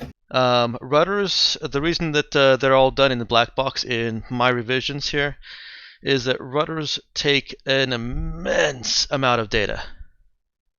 Oh yeah, to map the dimensional space and all that shit. Yes. So, him having a rudder on a datapad probably occupies the entire Most of that datapad. datapad. Yeah, The whole datapad. yeah. I mean, it's literally the only thing that can fit on there is spaceships. The game. Space birds. Birds. Yeah, and that's me being given a GM concession. I wouldn't normally allow a rudder to fit on a datapad. Yeah, it's because I've flown it that many times. It's just Yeah, he has managed to fly it enough. We'll say that he's managed to fly it enough that he plotted a course with surprisingly little data requirement. So it's the Kessel Run variation. He did the run, and he's mapped the route in less than 5 terabytes. Yeah. No. Here's this. He has stored the data in less than 12 parsecs. Yes. a throwaway line that never needed to be explained, and yet they felt the need to explain it. There are so many people poking at that, so fair-ish. Captain, in light of recent developments, I think we really need to go to March. We need information now more than ever. However, we cannot go to Mars as we cannot reach it currently. Not if he's any good. If all he can reach is Miran, we don't need him. I mean, not to sell myself short or anything, but it's why I had a lot. I'd make the most out of things. She looks at him and says, "Can you get us to March from here?" I look at the rudder. Yeah, can do. You want to go there now, or are you still heading to Murian? But Moiran was a backup plan. If you could get us to March, that'd be better, I think. I mean, I will caution you. I can't guarantee things will go smoothly, as I'm not used to this ship. It takes me 1 or 2 trips to get fully accustomed to its quirks. Like a previous ship I had, if you put it above 73% on the throttle, then the engine would cut out for 5 seconds, and then it'd resume at 80%. Got weird to get used to that. Assume nothing will cut out? I'll say this: while maintenance isn't on the shit that runs properly. Good to hear. Mind if I take the seat? Have a play around? And at this point, I'd also be checking the screen. Give it. Are- Cap are looks there- at Colleen and says, "Give him sufficient permissions." If I may make a suggestion, Captain, Yes. perhaps it would be advantageous to take a detour to Korofali before March in order to pick up additional rudders in case we encounter opposition. March is the hub. I thought Korofali was the hub. Marches. Yeah, marches. Marches? Okay, never mind then. Korofali does. I thought you said Korofali last time for a hub. I've It probably. is a hub. Yeah, I probably confused you because Korofali Fraley has updated rudders to the most the closest planets or systems to it. Korofali wants you excuse me, out of the system as quickly as possible, and so they provide the most recent rudders to all the neighboring stars. But March will get you the entire system map. Okay, well, never mind then. I had misunderstood you. Yeah, no worries.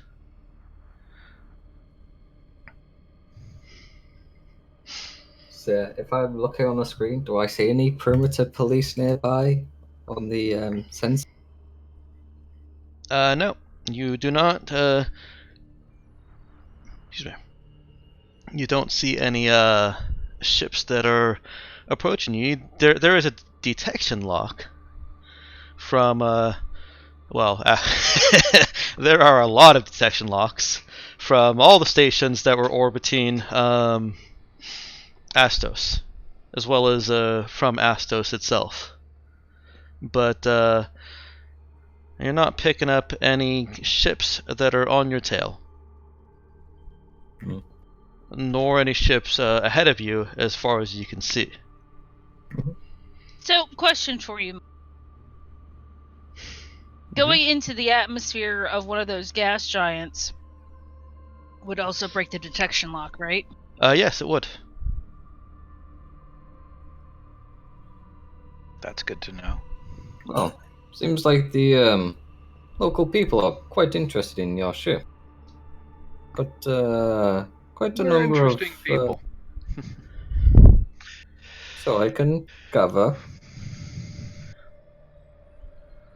I'm just going to be upfront. Anything I should be worried about? Most likely. Yeah, I'd say Am I so. going to get stabbed? Nah. By us? Unlike- Probably not. Unlikely. Yeah. Oh, in my sleep? Nah. Good. Worst case scenario, she'll shoot you. And he jerks a thumb at Cap. Say, if we're nice, we can just turn off the oxygen. That's what she does. Oh, Or I could break your neck. that's what he does. Dude points at Colleen. She likes to disappear into the air ducts, so if you lose track of her, that's probably where she is. Right. And I mean, all I do is play guitar. But Which is highly unlikely to kill you. thank you. You I have mean, a unless he hits me bag. with it. I ain't Unless you're trying that to. bad that it makes my ears bleed. Nobody I pay attention to has complained so far. Good. Cap smiles benevolently at Dude and says, I rather enjoy your playing. Well, thank you, Cap. So, Cap, is it? If I do this for you, do I have to still pay a fee for, coming aboard? No. Good. I didn't have much anyway. Yeah, you'll fit right in. I'm sure we can find someone else to do the dishes. Also, Eileen over there mentioned something, and I thought I'd just say it here. The kid, he talked to me. Apparently that's unusual. It's been a while. None Yeah, of the if you rest of think- you have heard him speak a word. Didn't he talk to us when he piloted the shuttle up? Yeah, he did. Okay, well, since Yeah, then. It was quite vocal. So we haven't heard him speak since he tried to con us into murdering us and stealing our ship. Yes.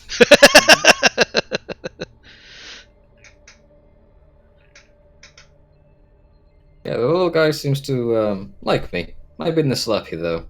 Not sure. Not sure if he liked me or the slappy. If he asks you for your assistance, do be careful. Why? Will I lose a kidney? No, you will No, but be you in might an get ambush and shot at. at. You might be Yeah. led into an ambush. I mean, at least on here, he'd be leading you into an ambush by us. And I think we're here, so it wouldn't be an ambush. What, like a surprise party with guns? I don't know. Right. Not that I blame them for wanting to get off the planet, but Oh yeah, I just blame them for being assholes about it. Would have been more conductive if they had asked. Mm-hmm. So am I to stay away from them or just what? Don't antagonize the locals. They're on your ship though. Well, I So think they that's locals to your ship now? No, Yeah. don't antagonize anybody. Well, I mean that's more of a life rule, Colin. That's and I'd argue that you follow that less than most. So you're probably the last person that should be advising on that. No, there are people that need to be antagonized. Right. yeah, Cap's not one of them. You're kind of making the argument for me. Anyway. I think be cool and well, Don't be shit at piloting the ship, and I think you'll be all right.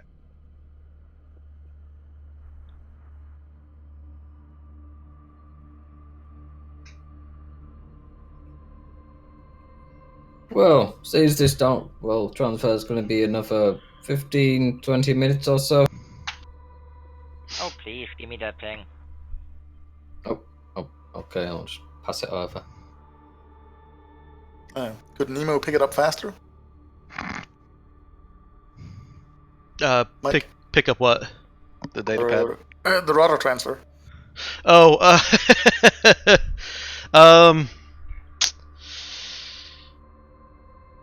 um, yes, Nemo can actually make the transfer direct between the data pad and the ship's black box as fast as the data pad can transmit the data.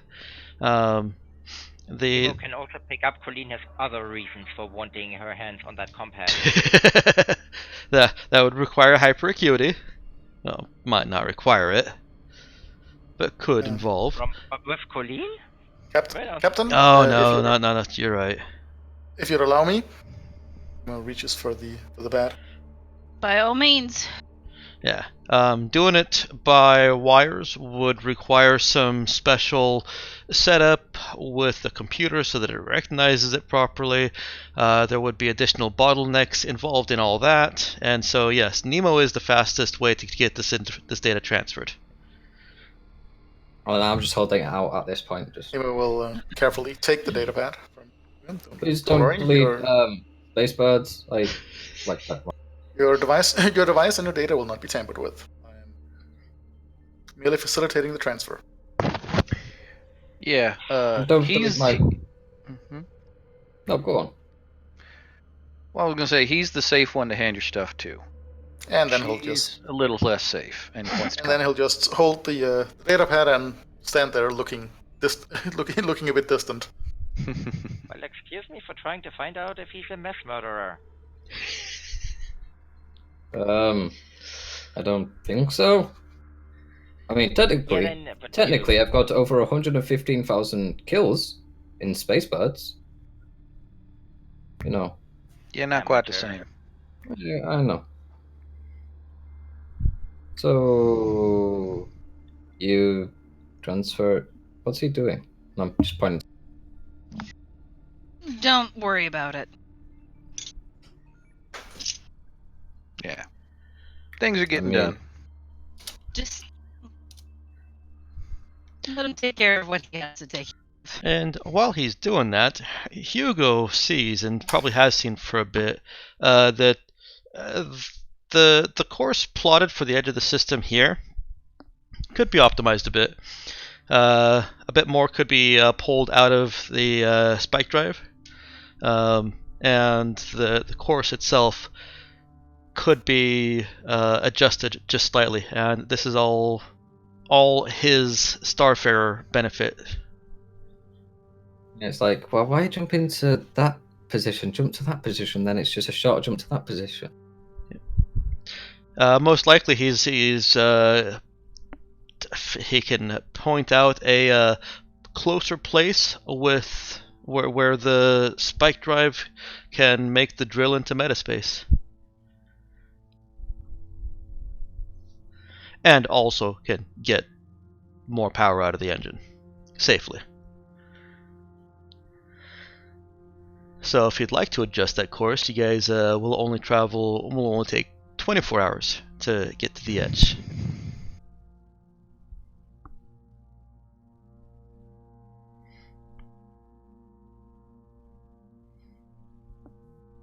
Does he?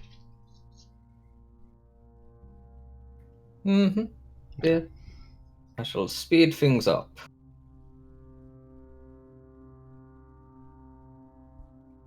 Alright. And Colleen can see on her panels that he has made a couple of slight adjustments which have considerably improved the time that you're making. Well, them as well. When you're a courier, you get charged for the oxygen you breathe, so it helps to be quicker, because that way it's less cost for yourself. One of the little terms they put into the contract that I didn't realize at the time.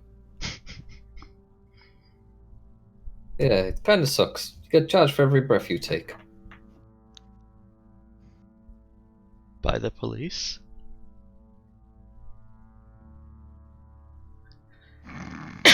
You looked Cat pipes up and says, "You looked nervous when they mentioned the perimeter agency. What are they?" Well, the law, pretty much. They've got a finger in every single pie in the corporation, making sure they don't mess with the civilians, making sure everything they do is above board, and they don't infringe the laws. If they do, then that corporation is going to have a very bad time, because they like to be bureaucratic and also can be violent at times, when necessary. They don't come equipped with a pistol, they come equipped with a cannon. And us leaving early was a problem. Why? Well, they get notified, they come find out why, they may see me, they may have questions, so on and so forth. What did you do? Well, some cargo went missing that was supposed to be delivered, and I was meant to buy it back once I won my race, but I lost my race and I could not buy it back. Ah. Yeah, I thought So that. basically, you traded the goods you were supposed to someone else, got money, entered a race, lost the money in the race, and now you have to run. Yeah, I was hoping to buy the product back, deliver it, and then, just, yeah. But it didn't go to plan at all.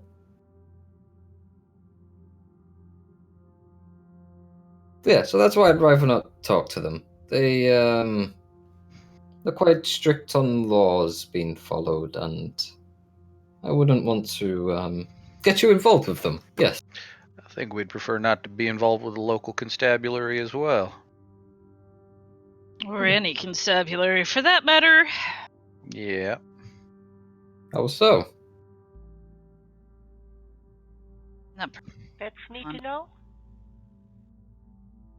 I'm trying to find out. I mean, it's one of them. If I'm flying the ship, who am I to avoid? Everyone? Yes. Right. So what have I signed myself up for, if you don't mind me asking? You get to Would it drive be an wise awesome to spaceship. would it be wise to have life insurance? We've been shot at a few times.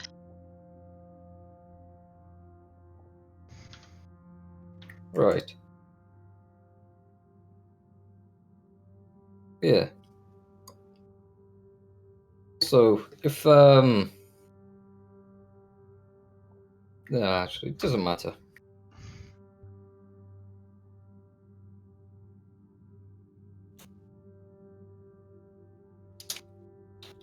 So, Cap, is it? When I sleep, are you okay manning the wheel, so to say? And I've got some drugs that help out with that, but I'd rather not use them. We don't want you to take any drugs. You don't have to. No, once we're in metaspace, it's fine. Good. I mean, normally, flying alone, you have to pop a couple of pills and whatnot, but that's why it's nice being in a crew, I suppose. Can actually get to sleep for a bit. We don't have to do a very special episode about caffeine pills. Oh, these are more than caffeine pills. No. It's a Saved by the Bell thing. Mm-hmm. A very special episode about drugs was about caffeine pills. Yep. They did an episode of Zach Morris's Trash on that. Huh, didn't even know that caffeine pills were around then. Anyways, back here we've only got a few more minutes left. Yeah, I think during this time I'll just be heading towards the edge of the system, Okay. readying the engines and whatnot, spooling them up. Dude will have gone down into the engine bay to copacetic and ready for a out-of-system jump. And to be able to keep an eye on it, just in case things go haywire while he's piloting, while he's trying to get us out. Okay. Do you remember, it will still take 24 hours-ish to get to the edge of the system. Oh, yeah. So this is a long-term, little bit of prep. Yeah, Mhm. It is just dude goes down and gives everything a once-over, and then goes about other things. Okay. But while the probably about an hour into after as he's been piloting the ship towards the edge of the system, after dude has finished everything, Hugo hears over the in-ship comm just a light guitar coming through. It's kind of a mellow. After like a minute or so, hear dude's voice. Just a little traveling music. Cap's actually gonna sit on the bridge with Hugo for a while. And Eileen is still there. How long does the transfer actually take? Well, just out of curiosity. Let's say it takes 2 hours. Okay, so Nemo will just be standing there, motionless aside from blinking a few times for the next 2 hours.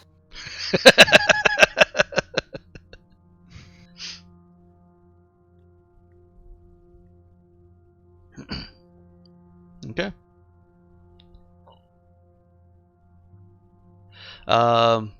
Is anybody else doing anything during the trip to the edge of the system? Oh yeah. Once everything is clear, Colleen leaves the bridge. What project is Colleen working on? I'm typing it out right now. Okay. Is this a new project for me to track? No, it's Okay. not exactly a project. Oh, huh. I'd already written down +1 day. I'll have to erase that. Well, it depends on how long this takes, but it's not exactly a project. Okay. Dude's playing and goes about regular business.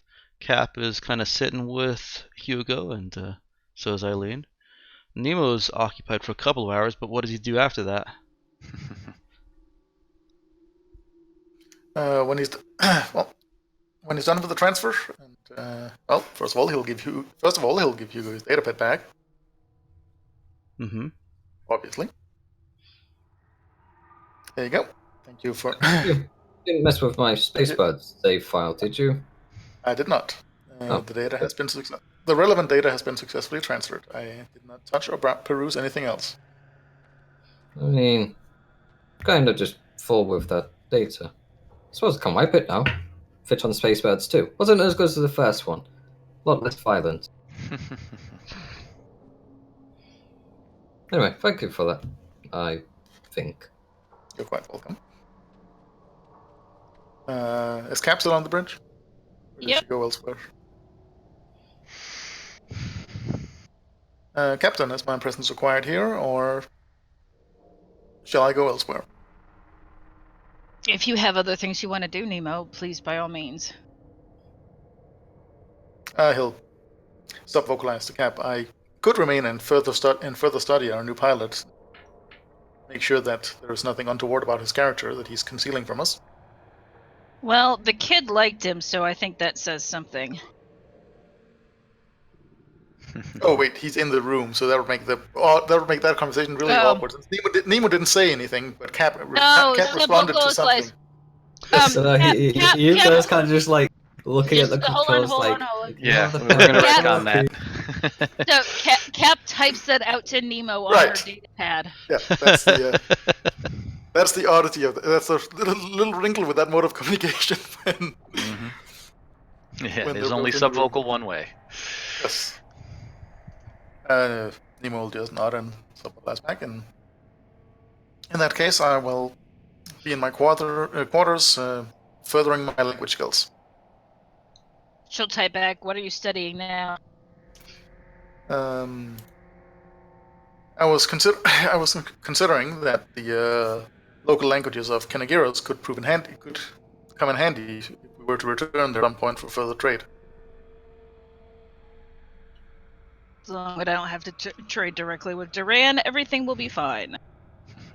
Exactly, and now without his presence, someone who speaks the native languages could be useful.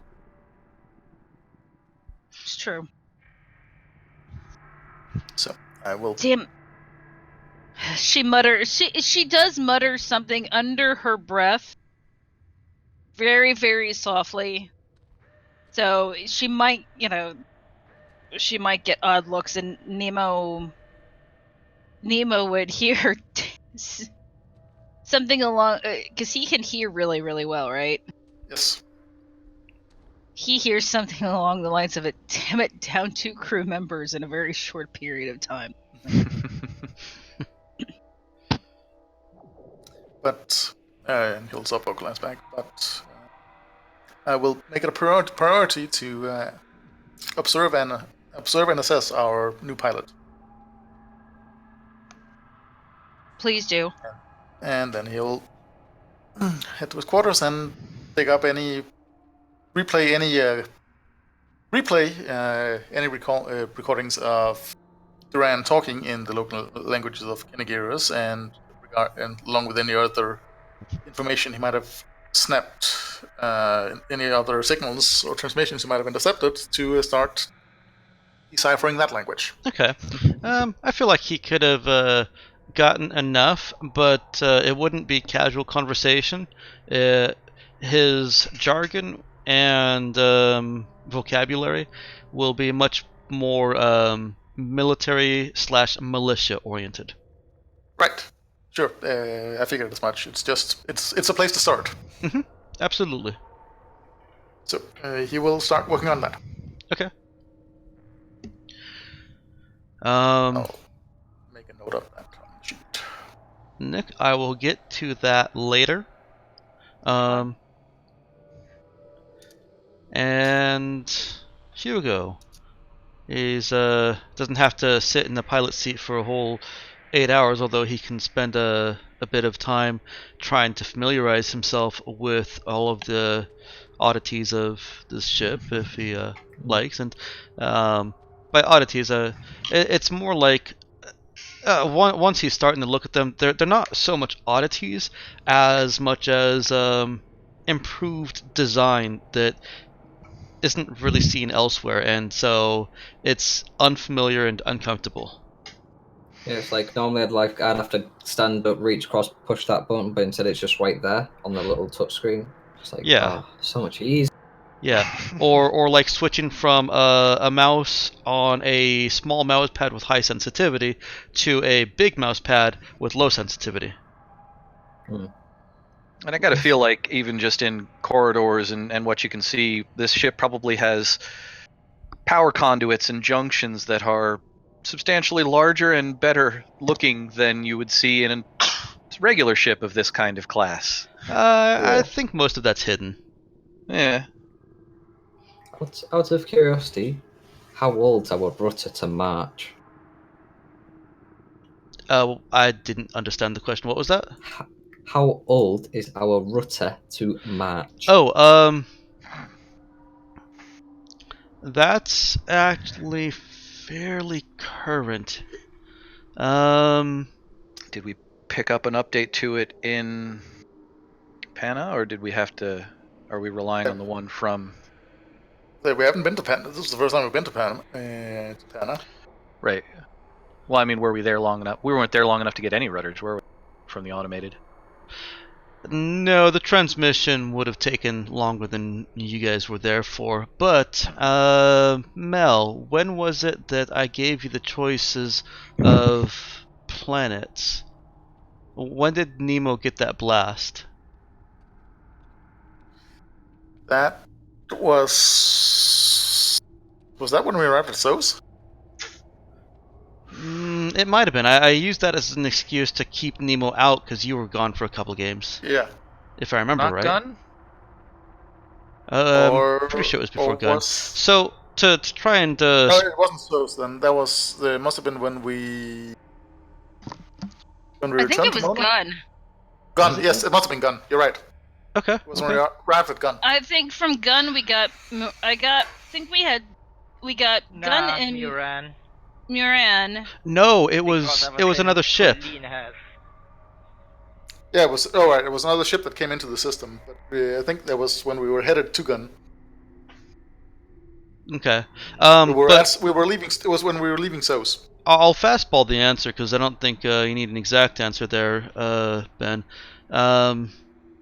I within a month, Oh, and I don't remember where that puts it on the chart. -2. Okay.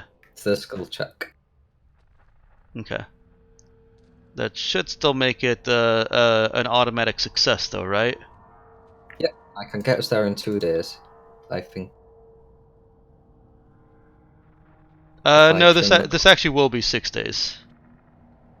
Because it's 6 days per hex, and then divided by 2. You would divide by the spike drive as well. Well, that's the 2. What else is? What am I missing?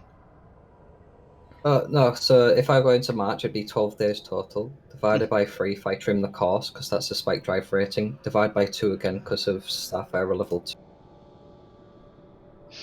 Let me look at the Starfare. I didn't think it. Half travel time of all spike drills. Pilot skill. The last sentence. Oh man.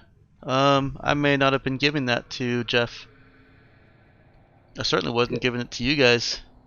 Well, I wasn't giving What it to makes you it guys very because Because no Jeff.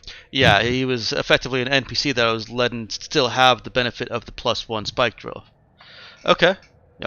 Yes, so then yeah, you were right. 3 days, huh? Well, 2 days. Oh, you're trimming the course too? Yeah. Okay. So it'll be an auto success if it's less than a month old. Okay.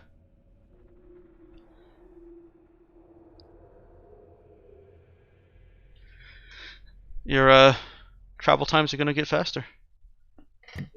It's literally really useful for life support. 20 credits a day per person, it adds up.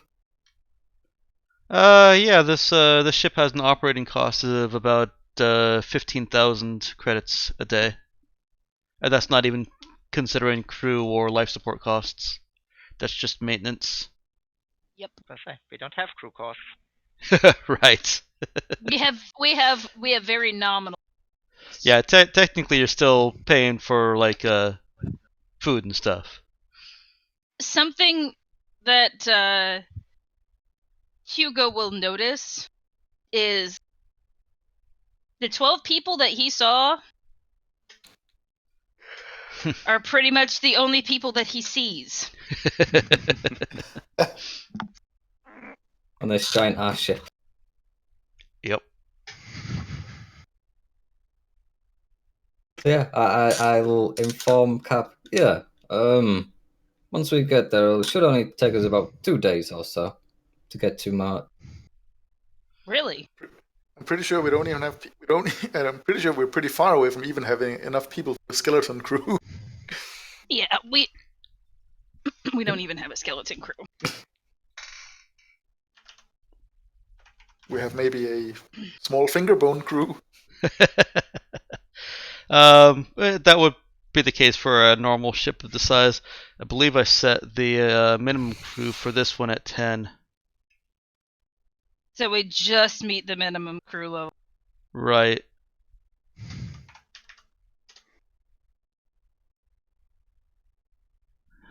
So, I mean, I can make us go slower if you want.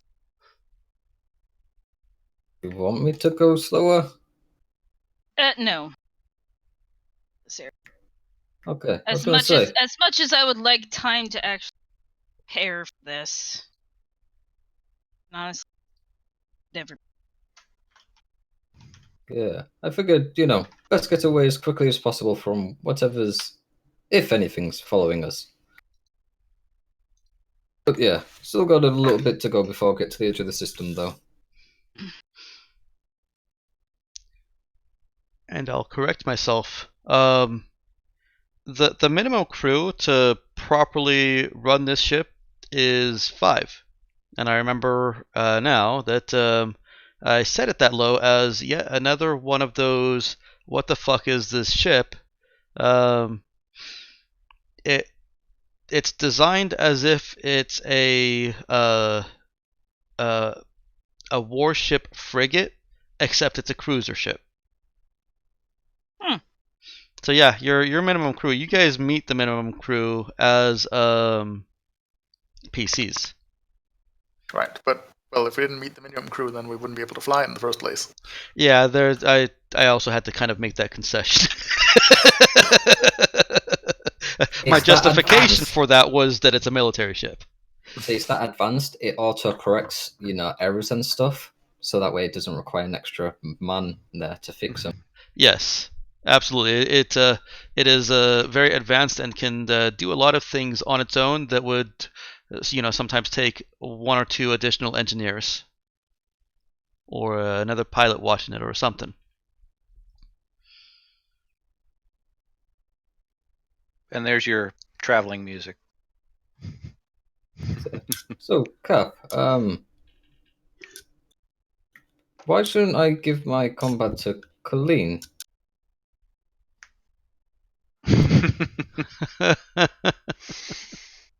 She might accidentally erase her save, but highly unlikely. I worried that about it. There will be a time where have her install some software that honestly kind of all have on our compads in case somebody. I think you left off there. I was gonna say I heard I case said- somebody gets into trouble. We know how to find them. Oh, okay.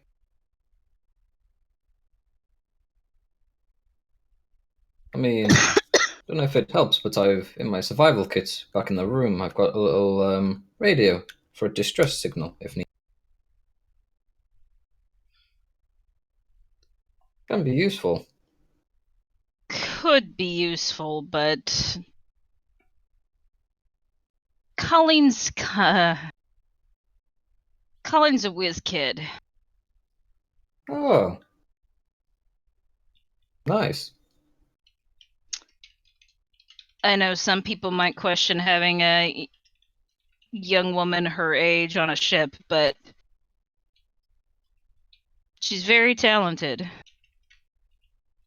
I'd have to go see it, see if I can help out with anything. I've got a memorization mostly. Planning things out. Math as well. Really good at math. That's mainly just, helping to plot out courses, making sure to, reduce them to the lowest they can. Anyway. I'm sure she'd be happy to have help with that. Well, so should I she go... probably wouldn't mind the help. Okay. Should I go drop my combat off to her then, so she can do the doohickey with the... We can get to it later. No problem. I'll get used to this. I'm gonna go ahead call this session